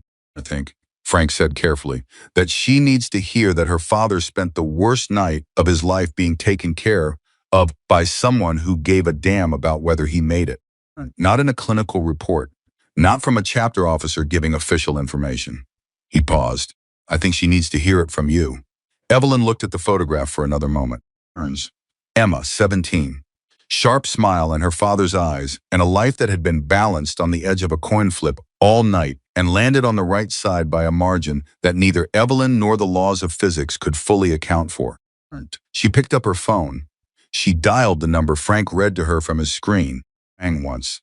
The voice that answered was young and tight, with the specific terror of someone who had been holding themselves together through force of will for hours and was about to find out if the holding together had been worth it. Hello? Who is this? My name is Evelyn Parker, she said. I'm calling about your dad. The sound on the other end of the line. Is he? The voice broke, caught. He's in surgery right now, Evelyn said. He has a real chance, Emma. A very good chance. I know because I was with him all night, and I can tell you exactly what happened and what was done. And I can tell you that your dad fought the whole way. He never stopped fighting. A silence. Then were you there? When it happened? I found them at the bottom of the ravine, Evelyn said. I brought them to my house. I'm a nurse retired, but I knew what I was doing. And your dad spent most of the night telling me about you. A sound from the other end that was grief and relief happening simultaneously, which is one of the most human sounds there, is the particular release of a feeling that has been held at enormous cost for hours and is finally being allowed to exist. He talked about you, Evelyn said. About how smart you are. Out medicine. He's very proud of you, Emma. He said it in a way that she paused. He said it like it was the truest thing he knew. Emma Parker cried. She cried the way 17-year-olds cry when they've been trying not to completely, without restraint, with no particular concern for how it sounded because there was nothing left to manage. And Evelyn sat at her kitchen table and let her, because this too was something she knew how to hold. When Emma had steadied herself enough to speak, will you be there? When he gets out of, can I call you? You can call me anytime, Evelyn said. And Emma, your dad, is going to want to tell you this himself when he wakes up. I'm going to tell you right now, so you're carrying it while you wait. He made a deal with me last night. He told me what he needed to get through the night, and I told him what I needed, and he held up his end of it all the way until morning. Whatever else you know about your dad, add that to it. He's a man who keeps his word. The silence on the line was different now. Fuller, Emma said. Mrs. Parker, thank you. Get to the hospital, Evelyn said. He's going to want to see your face when he opens his eyes. She hung up. The kitchen was quiet. Frank was looking at his coffee. He was. Victor was looking at the wall. Cole had come fully into the room at some point she hadn't noticed when, and was standing with his arms at his sides, his face open in a way that probably would have embarrassed him under different circumstances. Calhoun looked up from his coffee. Mrs. Parker, he said. She looked at him. He opened his mouth, closed it. Eyed again. The unusual spectacle of a man who managed everything with words, being unable to find the right ones. I've been in this life for 30 years, he said finally. Seen things and done things and been in situations that most people couldn't imagine. And in 30 years, I have never. He stopped again. I don't have the words for what you did last night, for what you're still doing. She looked at him steadily. You don't need words for it, she said. You just needed to know it happened. He nodded. Once. The slow, deliberate nod of a man committing something to permanent memory. Then his phone rang. He looked at the screen. Something shifted in his face, fast, controlled, but she caught it. What? She said. He looked at her, then at Victor. Back at her. Driscoll's moving, he said. He's not waiting. Victor pushed himself up against the wall. How many? Said, standing. Maybe 10. About 30 minutes out. The kitchen went electric. Cole took 2 steps toward the window. Victor's hand went instinctively to a jacket pocket and then stopped because what he was reaching for wasn't there. Frank was already moving toward the door, his phone at his ear, his voice dropping into the low, rapid cadence of a man issuing instructions. Evelyn stood up from the table. She picked up the shotgun. Frank. She checked the chamber. Frank looked at her from the doorway. "This is my property," she said. "And I've been handling my property for 22 years. She met his eyes. "What do you need from me?" Frank Calhoun, 30-year, veteran of a life that had required him to make rapid assessments of people and situations in conditions that didn't allow for mistakes, looked at the 70-year-old woman standing in her kitchen with a 12-gauge and an expression of absolute uncomplicated resolve. "I need you to trust us," he said. "A beat." "Then earn it," she said. He held her gaze for one more second. Then he nodded. He went out the door. She heard him calling to his people in the yard, sharp, clear, the voice of a man who knew how to organize a response. She heard engines. She heard movement. She heard the specific sounds of people taking positions. She looked at Cole. "You room, floor. Stay down." "He was," she said. And Cole, he looked at her. Young face, green eyes, was the expression of someone who wanted to argue and knew it wasn't going to help. She said again. He went. She looked at Victor, who was sitting up against the wall with his broken leg in front of him and his face doing the thing she'd come to recognize as Victor Hayes at full attention, completely still, present. She was, missing nothing. "To me," she said, "Driscoll's men." "How do they move?" Victor looked at her for a fraction of a second. Then he started talking. And Evelyn Parker stood in the kitchen she'd cooked 10,000 breakfasts in and listened, and loaded, and waited, because waiting with full information was not the same as helplessness. And she had never, in 70 years of living, confused the two. Outside, the sound of Harley engines shifted and organized into something that felt less like a group of motorcycles and more like a perimeter. Minutes away, Dale Driscoll didn't know what he was riding toward. Victor talked for 20 minutes straight. He told her how Driscoll operated never the first one through a door, always with people positioned before he made his approach, always with an exit already mapped before he arrived anywhere. How Driscoll communicated with his men in the field. 2 short signals meant hold, 1 long meant move. The thing that mattered most, the thing that Evelyn filed into the part of her mind she kept for critical information that couldn't be forgotten under pressure. Driscoll was not a man who wanted a fight in the open. He wanted an audience of 0 and a situation he controlled completely. It was. Daylight with 8 Hells Angels already positioned on the property was the exact opposite of anything Dale Driscoll had ever chosen to operate in. "So he's going to stop before he gets here," Evelyn said. "He's going to stop and recalculate," Victor said. He didn't expect Frank to respond this fast. "Nobody moves this fast." He paused. "It's on you."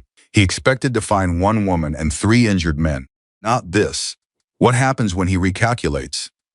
"He looks for leverage," Victor said. "Something he can use. Something that gives him back the advantage."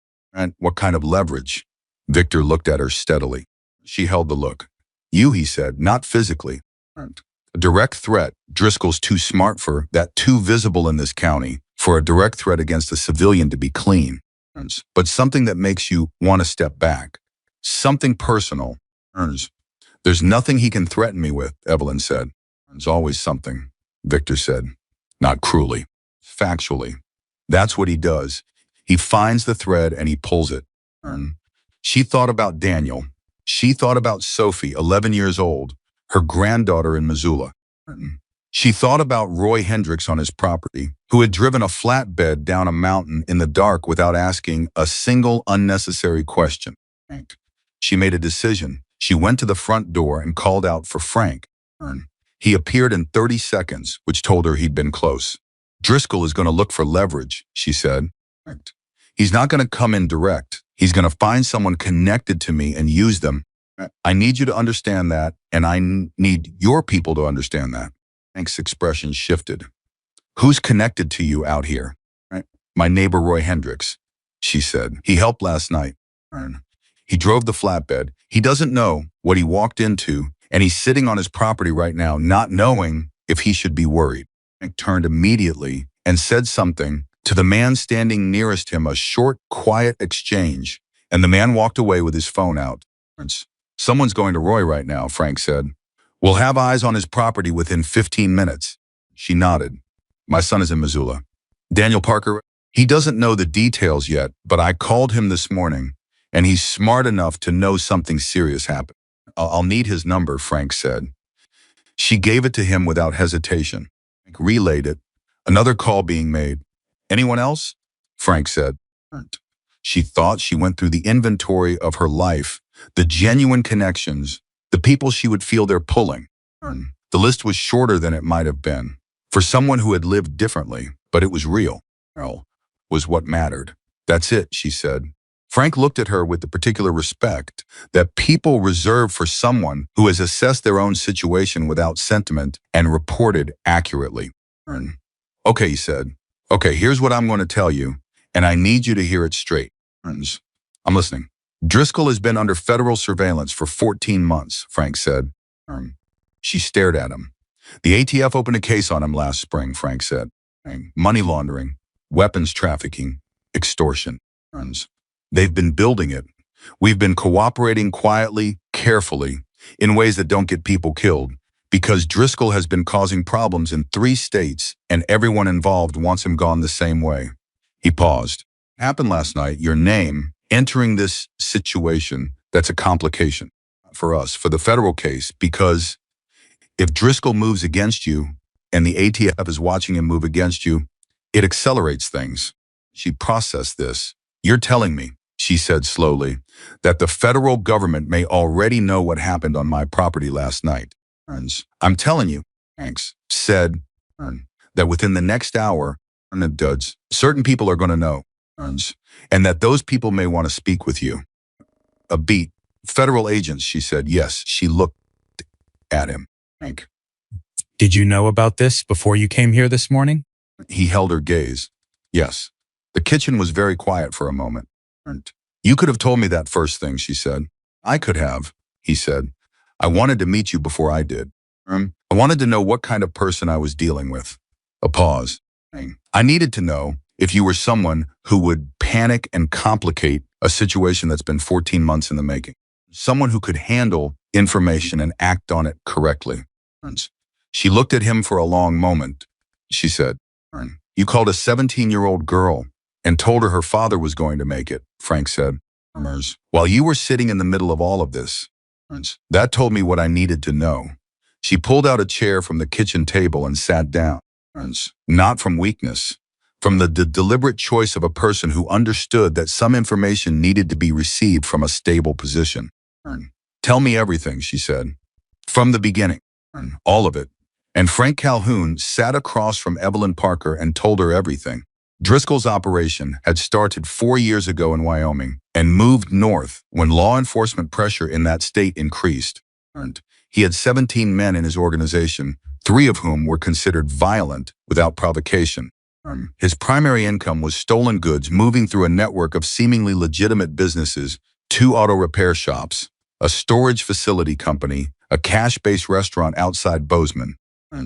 The Hells Angels chapter had come into conflict with him 8 months ago when Driscoll's people moved into territory the chapter had operated in for years, not as criminals but as a presence, the complicated zone presence that organizations like the Angels had always occupied in rural communities, simultaneously outside the law and embedded in the social fabric that the law couldn't always reach. The 3 of us riding that mountain road last night, Victor said from across the room. He'd been listening. We weren't up there by accident. Evelyn looked at him. We were meeting someone, Victor said, quietly. Someone from Driscoll's organization who wanted to talk about moving on from this situation peacefully. It was supposed to be a clean exchange of information. He paused, came in faster than any of us expected. It was black ice from one end to the other, and we didn't know it until it was too late. So the meeting never happened, Evelyn said. No, Victor, which means Driscoll doesn't know what we were going to be told, which means he thinks we were coming for something else. A pause, which means he thinks last night was an escalation. The full picture assembled itself in Evelyn's mind. The complete interlocking logic of a situation that had looked from the bottom of the ravine like 3 injured men and a storm and was, in reality, of 14 months of federal investigation, 8 months of territorial conflict, 1 catastrophic black ice accident, and a 70-year-old retired trauma nurse who had decided not to go back to sleep. The contact in Driscoll's organization, Evelyn said, the one you were supposed to meet, where are they now? Victor and Frank exchanged a look. That, Frank said carefully, is a good question. We don't know, he said. They didn't show for the meeting, which we assumed was weather-related. But if Driscoll suspected there was a leak in his organizations, then the leak is in danger, Evelyn said. Yes. She stood up. Then we have 2 problems, she said. Driscoll coming here, and someone in his organization who may be in serious trouble right now. And the federal case can't move fast enough to solve either one in the next 30 minutes. Frank said. She looked at him. What do you need from me? Frank looked at her with an expression that was carefully composed, and underneath the careful composition was something that looked like the controlled disbelief of a man who kept encountering a 70-year-old woman doing things he hadn't anticipated. Now, he said, I need you to stay inside and let my people manage the perimeter. And I need you to be prepared to speak to a federal agent within the next hour. That's it? That's it, Frank, Victor said. He said it quietly, but with a weight that turned both their heads. Tell her the rest. Frank's jaw tightened slightly. She's in this, Victor said. She's been in it since last night. She deserves the whole picture. A silence between the 2 men that contained a long history of trust and the occasional friction that comes with it.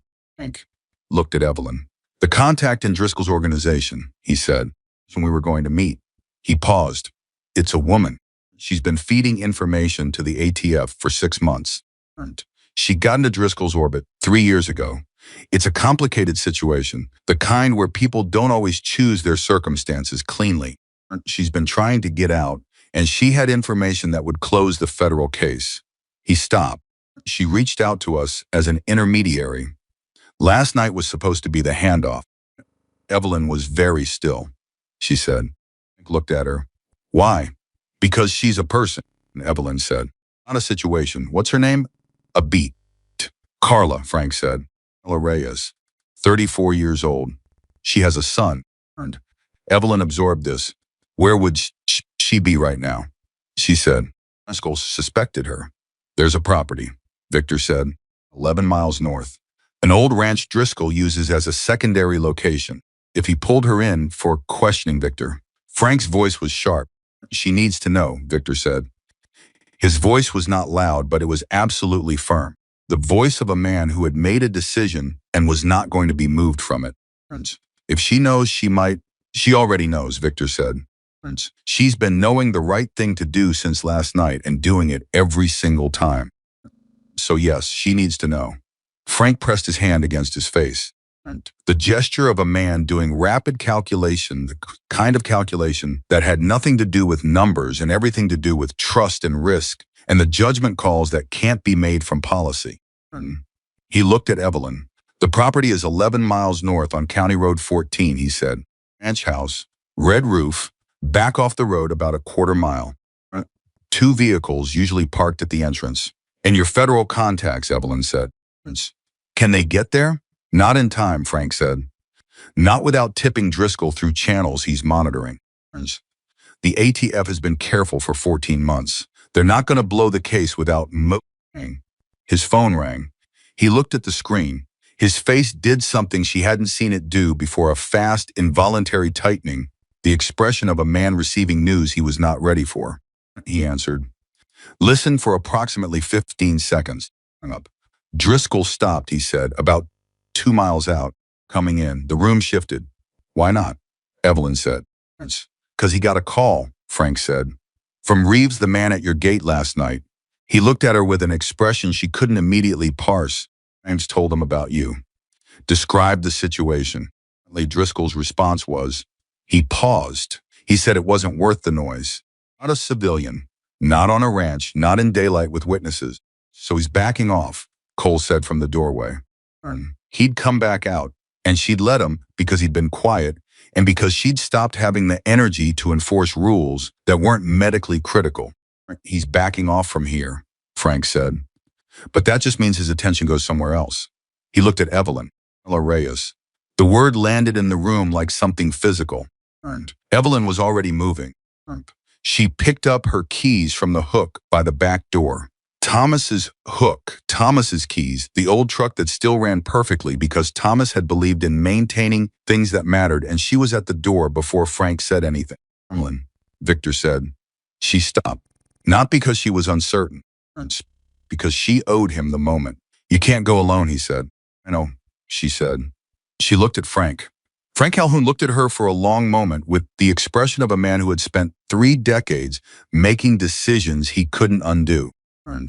Then he put 2 fingers in his mouth and whistled sharp 2-note, and the sound of boots on gravel outside changed pattern immediately. A man appeared in the doorway, mid-40s, quiet face. The specific stillness of someone who had been trained to respond fast and think faster. Danny, Frank said, you're with her. Danny looked at Evelyn. She looked at him. Can you keep up? She said. Yes, ma'am, he said. Don't call me ma'am, she said, and walked out to the truck. I took 9 minutes. She drove fast on roads she knew with the confidence of 22 years of the same Montana County routes, and Danny sat in the passenger seat and didn't talk except once. When he said left here at a junction she'd already turned at, and she didn't say anything about that because there was nothing useful to say. The property looked exactly as Frank had described. Red roof, set back from the road, 2 vehicles at the entrance. She pulled up short of the gate. She and Danny sat in the truck for a moment. How do you want to do this? Danny said. She'd been thinking about it for 9 minutes. She'd thought about it the way she thought about difficult procedures, not what could go wrong, but what needed to go right, and what she controlled, Warner's, and what she didn't. She doesn't know us, Evelyn said. If she's scared, if she's being held, approaching with force puts her in more danger. On the door like civilians. Like we have a reason to be here. She paused. I have a reason to be here. I'm a nurse. I can say I got a call about a medical situation. Driscoll's people are inside. Then we're 2 civilians at the wrong door, she said. Confused, we're apologetic. We leave. She looked at him. Frank. And you call Frank immediately and tell him what we saw. Danny looked at her. You've done this before, he said. It wasn't a question. Not this specifically, she said. I've walked into rooms where the situation was dangerous, and the only way through was to look like the most ordinary, non-threatening person in the building. She opened the truck door. 5 years in emergency medicine. You'd be surprised what you can walk into when you look like you belong there. They walked to the door. Evelyn knocked. She knocked again. Specific knock of someone who expects to be answered. The door opened 3 inches. A face, female, dark eyes, sick, tight with a specific kind of fear that Evelyn recognized immediately because she'd seen it in hospital corridors, in the faces of people who were trying to determine whether the person in front of them was safe or another version of what they were already dealing with. Hey, Evelyn said. Her voice was exactly what she needed it to be, warm, calm, carrying no weight. My name is Evelyn Parker. I'm a retired nurse. I got a call this morning about someone at this address who might need medical assistance. Her eyes moved to Danny. Back to Evelyn. And I didn't call anyone, the woman said. The call came through a relay. Evelyn said, which was not precisely a lie. She had received information about this address, just not through a medical channel. Sometimes these relays get garbled. Are you Carla? A micro pause, so small that Danny probably missed it. Evelyn didn't miss it. Yes, the woman said. Her voice was carefully neutral. Carla, I'm going to ask you something and I need you to just answer naturally, Evelyn said quietly. Are you alone right now? The eyes went very still. No, Carla said. Same neutral voice. No change in expression. I'm with you going to come to the door. Probably not, Carla said. Evelyn thought fast. She had about 30 seconds before the situation in the house changed because someone was watching a door that had been opened for longer than a simple exchange would require. I'd like to take your blood pressure, Evelyn said loudly enough to carry. She already had her hand in her bag. She'd brought the basic kit, the blood pressure cuff, the stethoscope of her profession that she'd been carrying her whole adult life. It'll just take a moment. You don't mind, do you? Carla stared at her. Then something moved in her face. Something that was not relief. Exactly relief was too simple a word for what happened when a person who has been holding on for 6 months under conditions that would have broken. Most people encounter someone who has shown up specifically for them. More complex than relief. It was the complicated, overwhelming sensation of being found. She opened the door wider. Evelyn stepped inside. The interior was dim. The thing she cataloged was the man sitting in the chair against the far wall, heavyset, about 40, posture of someone tasked with watching rather than acting, his attention moving from Carla to Evelyn with the slow recalibration of a person processing an unexpected variable. Not Driscoll. One of Driscoll's people, clearly, but not a senior figure. The body language was wrong for that. This was a babysitter, not an interrogator. Evelyn smiled at him. She said, I'm sorry to intrude. Medical call. It'll just be a few minutes. She turned to Carla as if the man barely registered. Let's sit at the table, shall we? This will be quick. The man in the chair said she didn't call anyone. Relay systems are funny things. Evelyn said pleasantly, already moving toward the table, her bag open, the blood pressure cuff in her hands. She sat across from Carla and wrapped the cuff around Carla's arm. And she looked at Carla's face and she said very quietly, not whispering because whispers draw attention, but at the bottom register of normal speech, you're I'm real. I'm here because the people you were supposed to meet last night sent me. Carla's blood pressure, whatever it actually was not what either of them was thinking about. Carla's eyes filled. She blinked it back, the practiced blink of someone who had been doing that for a long time. The handoff information, Evelyn said, still at that quiet register, still moving the stethoscope efficiently, still performing the procedure for the benefit of the man in the chair. Yes. Is it here on me? Carla said. Okay, Evelyn said. Here's what's going to happen. I'm going to finish this assessment, recommend some follow-up, and walk out of here with you for a secondary evaluation in my vehicle. Medical pretense. He's not going to stop a nurse taking a patient to her vehicle. She paused. Can you walk out of here without alerting him? Carla looked at her. 8 seconds of silence that contained a calculation. Evelyn recognized the calculation of someone deciding whether to trust a thing that could not be fully verified. Yes, Carla said. Evelyn unwrapped the cuff. She made a note on the small pad she kept in her bag. She said in a normal voice, your pressure's a little elevated. I'd like you to step out to my vehicle for a minute so I can do a full reading with my portable equipment. It'll just take a few minutes. She stood up. She looked at the man in the chair. We'll be right outside, she said. Medical protocols, patient privacy, you understand. She'll be back in 5 minutes. The man looked at her. At Evelyn. At the stethoscope around her neck. At the medical bag with the orderly, professional contents visible at the top. He made the calculation that most people make when they encounter someone who appears completely confident in their right to be doing exactly what they're doing, which is that the appearance of authority performed without hesitation is nearly indistinguishable from authority itself. 5 minutes, he said. Of course, Evelyn said. She walked to the door. Carla followed.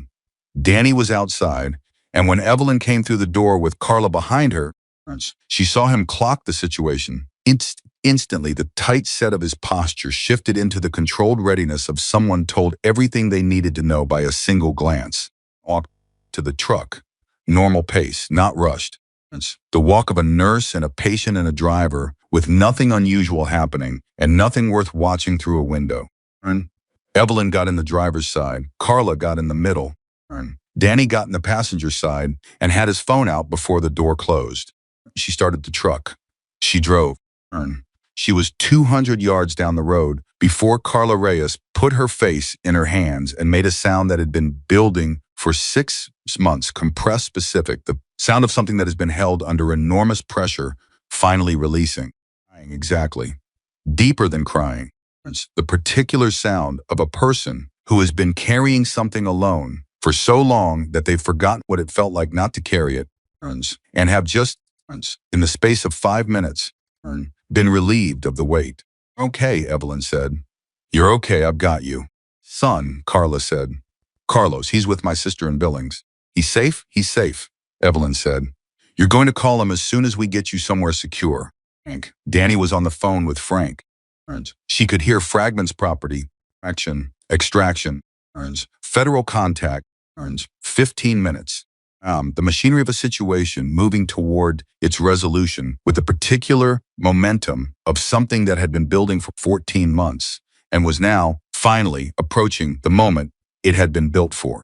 Carla raised her face from her hands. She looked at Evelyn with the red eyes of someone who had just used up 6 months of stored emotion in 4 minutes. Are you? She said. Evelyn said, I live about 11 miles south of here. Retired trauma nurse. Carla stared at her.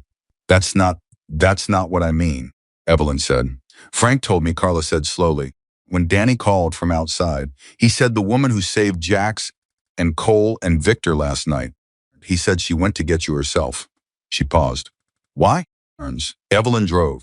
The road was clear, and the morning was bright and cold, and she could see the mountains in every direction, blue and white, and enormous landscape that had been her whole world for 22 years, and that felt like a different place than it had been yesterday. Because someone needed to, she said. Because you've been doing something very hard for a very long time for reasons that matter, and you shouldn't have to do the last part of it alone. Carla looked at her for a long moment. I don't understand people like you, she said. You have to understand it. Evelyn said. You just have to let it be real, she said. Federal contact is 12 minutes out. Meeting point is the county road junction at mile marker 7. I know where that is, Evelyn said. She drove. The 12 minutes were quiet in the way that follows things that have taken everything out of everyone involved. The quiet of people sitting in the aftermath of high-intensity experience, letting their nervous systems catch up with the fact that the acute phase has passed. The Carla said quietly, the information I have, it closes the case. Not just Driscoll, 3 other operations in 2 states. It's everything they've been building toward. Good, Evelyn said. So scared, Carla said. Last night, when the meeting didn't happen, I thought it was over. I thought I'd waited too long, done too much, and it was all going to come apart. She paused. And then this morning, someone told Driscoll that a woman on a ranch south of here had hidden 3 of his enemies and faced down his lieutenant with a shotgun. Evelyn said nothing. He told Reeves, Carla said that whoever she was either the bravest person in the county or the most dangerous. She looked at Evelyn sideways. I think maybe both. Evelyn thought about what Frank had said, about Driscoll deciding it wasn't worth the noise. She thought about the specific arithmetic of reputations, how it built, how it moved, what it meant when the people who were supposed to be feared started making calculations about whether the cost of frightening someone else was something they could afford. She thought about a woman named Evelyn Parker, who had moved to a quiet mountain ranch 22 years ago to be left alone and unremarkable. She thought about how long that had actually lasted. Mile marker 7, 2 black SUVs were already parked. 3 people stood outside them, 2 men and a woman, government plane, in the way of federal agents who are not trying to look like federal agents and don't quite succeed. They watched the truck approach with the focused attention of people who had been waiting for this moment for a very long time. Evelyn stopped the truck. Carla looked at the SUVs. Then she looked at Evelyn, something in her face that was both terrified and ready, the specific expression of someone who has decided to do the thing they've been building toward for 6 months and is now standing at the edge of the actual doing of it. I'll be right here, Evelyn said. You don't have to I'll be right here, Evelyn said again. Steady. Absolute. Carla looked at her for one more moment. Then she opened the truck door and walked toward the SUVs and the people who had been waiting for her, and she walked like someone who had been carrying something very heavy for a very long time and had decided the carrying was done. The federal agent, the woman who had the direct eyes of someone who'd spent years evaluating people under pressure, looked over Carla's shoulder at Evelyn still sitting in the truck. She walked over. She stood at Evelyn's window. Mrs. Parker, she said, I'm Agent Sarah Torres, ATF. I've been working this case for 14 months. She paused. I've been informed of what happened last night. And this morning, okay, Evelyn said. I need to speak with you, Torres said. Normally. At some point in the next few days, we're going to need a full statement. That's fine, Evelyn said. Torres looked at her with the evaluating eyes. Ma'am, she said, do you understand the full scope of what you did in the last 12 hours? I understand some of it, Evelyn said. I imagine I'll understand more when you explain the parts I'm missing. Torres almost smiled. You walked into a property where one of Driscoll's men was holding a federal informant, performed a medical pretext extraction, and drove her to federal custody. And he was. Do you have any idea how many things could have gone wrong? Several, Evelyn said. I identified the most likely ones and made a plan for each of them. A pause. Who are you? Torres said. And it was the same question Carla had asked. The same question Cole had asked. The same question Victor had been asking with his eyes since the ravine. Evelyn Parker looked at the ATF agent standing at her truck window in the cold Montana morning. I'm a retired nurse from Deerfield, she said. I bake pies for my neighbors. Stared at her. Then she said, Mrs. Parker, when this case closes, and it's going to close, because of what Carla Reyes just handed us, your name is going to come up. There's going to be a conversation about what you did and whether any of it constitutes legal exposure. And Evelyn said, yes. Is Carla safe now? Blinked. Yes, she's safe. We're taking her into protective, and the case is going to close. Yes, with what she's carrying. Yes.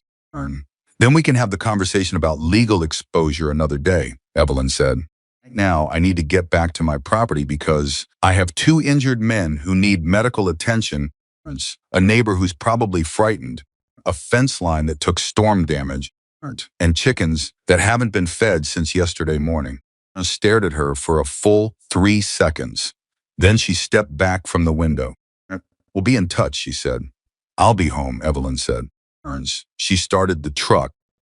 She drove back toward the ranch, and the mountains were all around her, and the morning was still and cold and bright, and she felt in the core of her the quiet place she'd been trying to fill with Montana silence for 22 years, something that she hadn't felt in a very long time. Nothing as sharp as that. Something older and warmer and more durable. Listen, the specific satisfaction of a person who has done exactly what they were built to do. She was 3 miles from the ranch when her phone rang.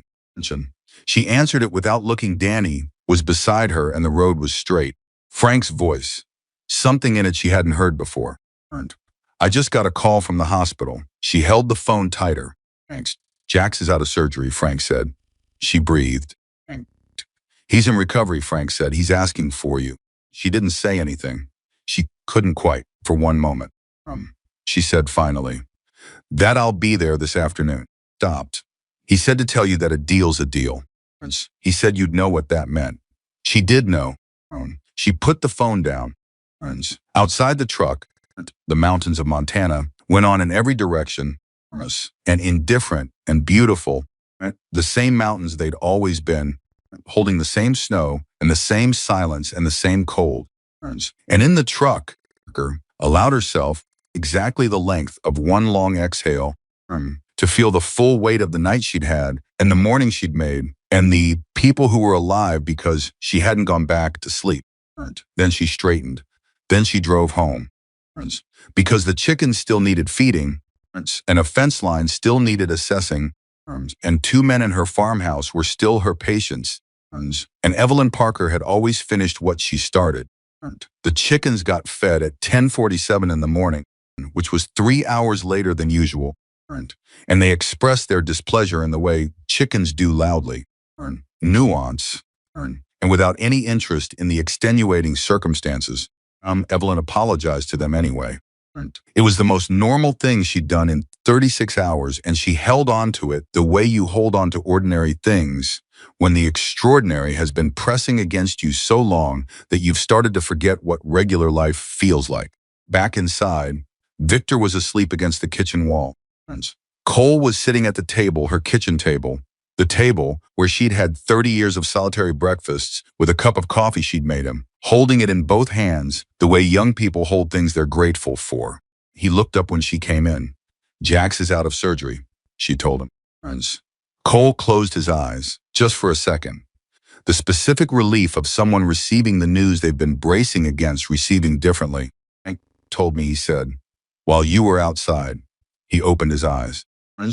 "You're going to the hospital this afternoon," she said. He nodded. He turned the coffee cup in his hands.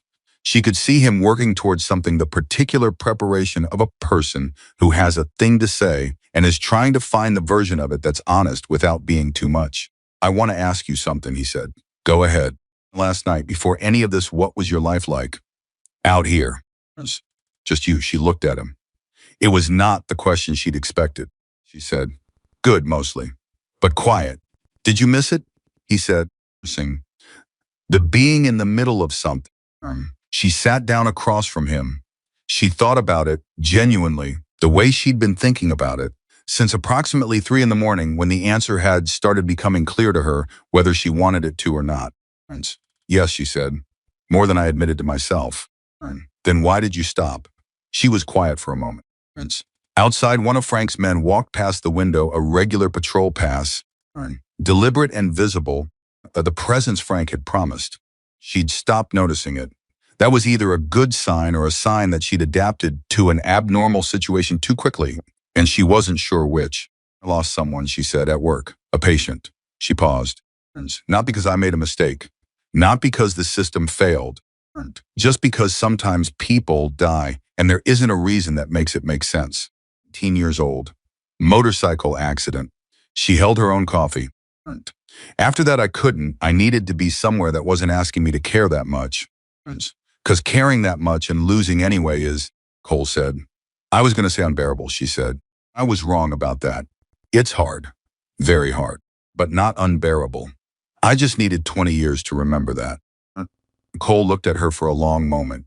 "The kid who died," he said carefully. 18-year-old. Motorcycle accident. He paused. "Is that why you came down the ravine last night?"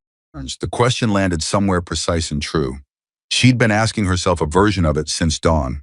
Not consciously, she didn't have the luxury of conscious processing during an active medical situation, but in the background, in the way important questions run underneath the surface of everything else you're doing.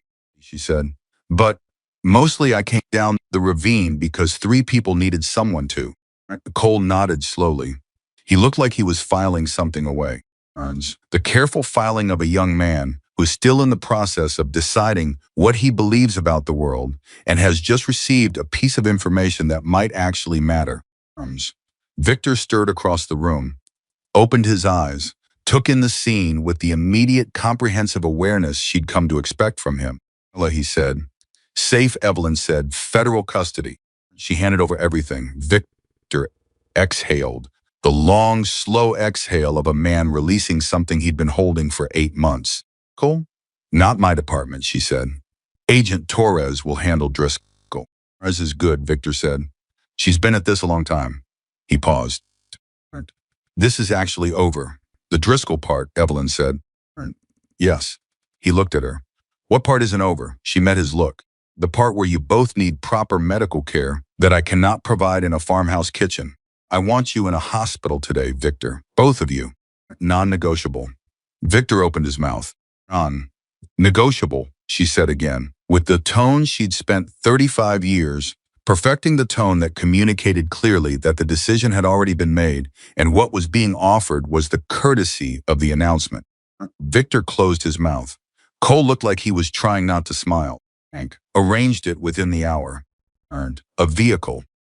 No sirens.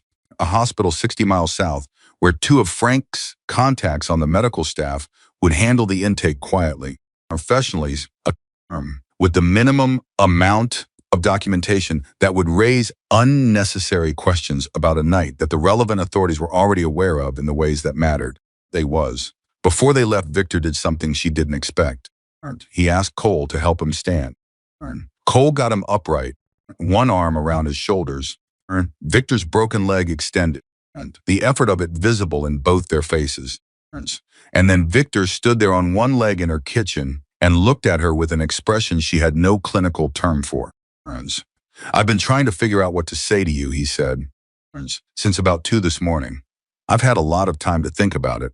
"Victor, you don't need to." "I know I don't," he said. "That's why I want to." She waited. "You didn't save 3 Hell's Angels last night," he said. "I want you to know that. Whatever you've been thinking you didn't save 3 Hell's Angels.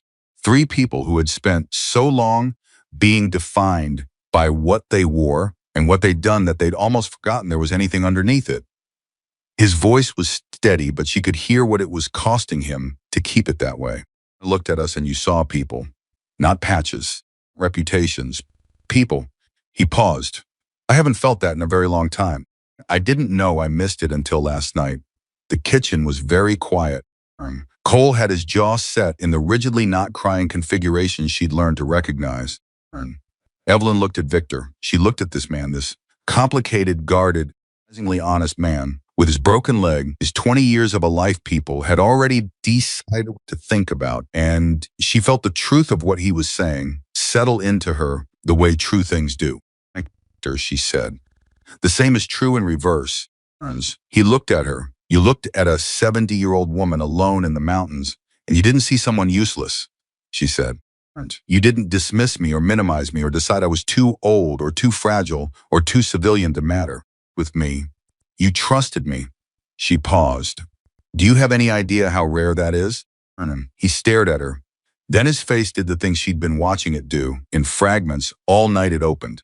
Completely, the walls down.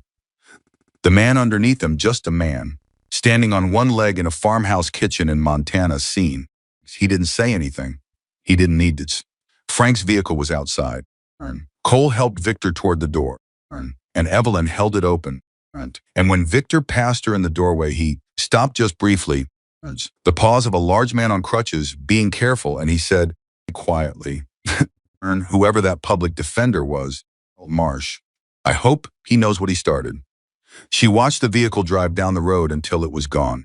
She went inside and sat at her kitchen table in the quiet of a house that had been full of people and noise and crisis for 14 hours and was now just a house again. She sat there for a while. She wasn't sure how long. She was still sitting there when her phone rang. It was a number she didn't recognize. Young voice. Female. Slightly breathless. "Speaking," Evelyn said. "It's Emma. Emma Miller, Jax's daughter. I'm at the hospital. He's awake. He's asking for you, and I just wanted to..." She stopped. Evelyn could hear her getting herself together the way she'd heard her get herself together that morning. "I wanted to say thank you. Properly. Not on the phone properly. But I didn't want to wait until you came this afternoon," Evelyn said. "How is he?" "He looks terrible." She was. Emma said, and laughed. And the laugh had tears in it. "He looks absolutely terrible, and he won't stop talking. And the nurses keep telling him to rest, and he won't listen to any of them." "That sounds about right," Evelyn said. "He told me," Emma said. "He told me everything, what you did. All of it." A pause. He said that the whole night you talked to him, to keep him awake. He said you told him about your husband, and about the ranch, and about..." She stopped. "He said you never made him feel like you were doing him a favor. He said it felt like 2 people just talking, like he was a person, not a problem." Evelyn pressed her hand flat on the kitchen table. She said, "That was never in question." Emma was quiet for a moment. "I want to study emergency medicine," Emma said. "I've wanted to for 2 years. And everyone in my dad's world they don't say anything negative, but I can tell they don't understand why." She paused. "I don't know. Soft, maybe, compared to everything else." "It's not soft," Evelyn said. "I know," Emma said. "It's the hardest thing there is," Evelyn said. between a person and the worst moment of their life and deciding that your fear doesn't get to be the loudest thing in the room. That's not soft. That's the opposite of soft. A silence. Emma started. When this is all settled, can I come see you? Talk to you? About what it was like, the nursing, the career. I have so many questions, and I don't know anyone who... Yes, Evelyn said. Come whenever you want. I'll make... Emma laughed again, the unguarded laugh of a 17-year-old who has just been told something she needed to hear. My dad said you'd say something like that, she said. Man, Evelyn said. She went to the hospital at 2 o'clock. She drove herself. She brought nothing except her purse and the particular quality of presence she'd been bringing into hospital rooms for 35 years, the quality that said, I'm not afraid of this space and you don't have to be either. Frank was in the waiting room with 2 other men she recognized from the morning. Stood when she came in. He's been asking every nurse who comes in if you've arrived yet, Frank said. I'm here now, she said. He nodded. He started to say something. Stop. Tried again. A federal case, he said. Torres called me an hour ago. With what Carla handed over, they're moving on Driscoll tonight. Full operation. It's done. She absorbed this. And Carla? Hected, he said. Her son is with her. She's already in relocation processing. He paused. She asked me to tell you something. What, she said. He looked at his hands for a moment, the unusual sight of Frank Calhoun searching for words. She said she spent 6 months wondering if anyone was going to come for her, if the system was going to work the way it was supposed to, if the people who were supposed to protect her were actually going to be there when it mattered. He looked up. She said, when you knocked on that door this morning, she knew before you said a single word that you were real. Not Driscoll. Real. He paused. She said she knew because you knocked like someone who expected to be let in. Like you believed you had a right to be there. He paused again. She wants to know how you do that. Evelyn thought about it honestly. You knock like that, she said, when you know why you're there. He was. When the reason is solid enough that it doesn't matter who's on the other side of the door. Frank looked at her for a long moment. Then he stepped aside and gestured toward the hallway. Jax's room was at the end of it. She knocked once the same knock, the one she'd been knocking with her whole professional life, and pushed the door open. He looked terrible, exactly as Emma had said. Pale, drawn, the specific hollowed quality of a person who has had the inside of their body handled by surgeons and is now in the slow work of putting itself back together. He had tubes and monitors and the whole apparatus of post-operative care arranged around him, and he was sitting up at an angle that was probably 3 degrees steeper than his care team had approved. Jax Miller was the kind of man who compromised on the angle rather than lying flat. Emma was in the chair beside him. She stood when Evelyn came in. She was exactly the photograph, the sharp smile in her father's dark eyes, and she was looking at Evelyn with an expression that contained a week's worth of emotion in a single look. Evelyn looked at her. She looked at Jax. Jax looked at her and said, "You're late. I had chickens to feed," she said. He laughed. The laugh pulled at something, and he winced. And Emma said, "Dad," in the warning voice of someone who has been saying it for the past 2 hours. And he waved his hand in the gesture of a man who had been told to take it easy more times than he could count and was not going to start listening now. He said, "Jax, a deal's a deal," he said. She said, "You kept your end, I kept mine." He looked at her. The full, direct look of a man who had spent a night at the edge of his own ending and had come back from it with the specific clarity this experience sometimes grants, not wisdom exactly, not yet, but the raw material of it. "I've been thinking," he said, "all morning, while the doctors were doing their thing, I've been thinking about what you said, your son, about Gerald Marsh." She waited. "I want to do that," he said. "I want to be that for someone. I don't know how yet. I don't know what it looks like in my life, in the life I've built. I want to be the person who shows up for someone who doesn't expect it." He paused. "I think last night maybe was the first time I understood that I even wanted that." Emma was very still in her chair. Evelyn looked at Jax Miller, and she thought about 35 years and a ravine and a night that had started with 3 dying men and a decision that took less than 4 seconds to make. "It's a good thing to want," she said simply. You think it's too late? He said. Someone like me. She looked at him without flinching. You kept yourself alive through the night on stubbornness and a deal you made with a woman you'd known for 20 minutes, she said. That is not the behavior of a man who does things too late. That is the behavior of a man who does things when they matter. He held her gaze. Something settled in his face, not the resolution of everything. She was too experienced to mistake this moment for that, too honest about how long the real changing takes and how much work it requires. A beginning, the genuine beginning of something. Thank you, he said. And he meant all of it, the ravine, the kitchen, the phone call to Emma, the knock on Carla's door, all of it.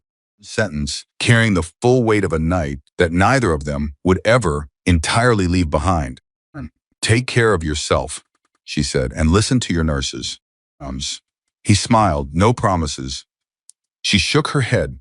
She looked at Emma, who was looking back at her with the bright, serious eyes of someone who had already decided something important.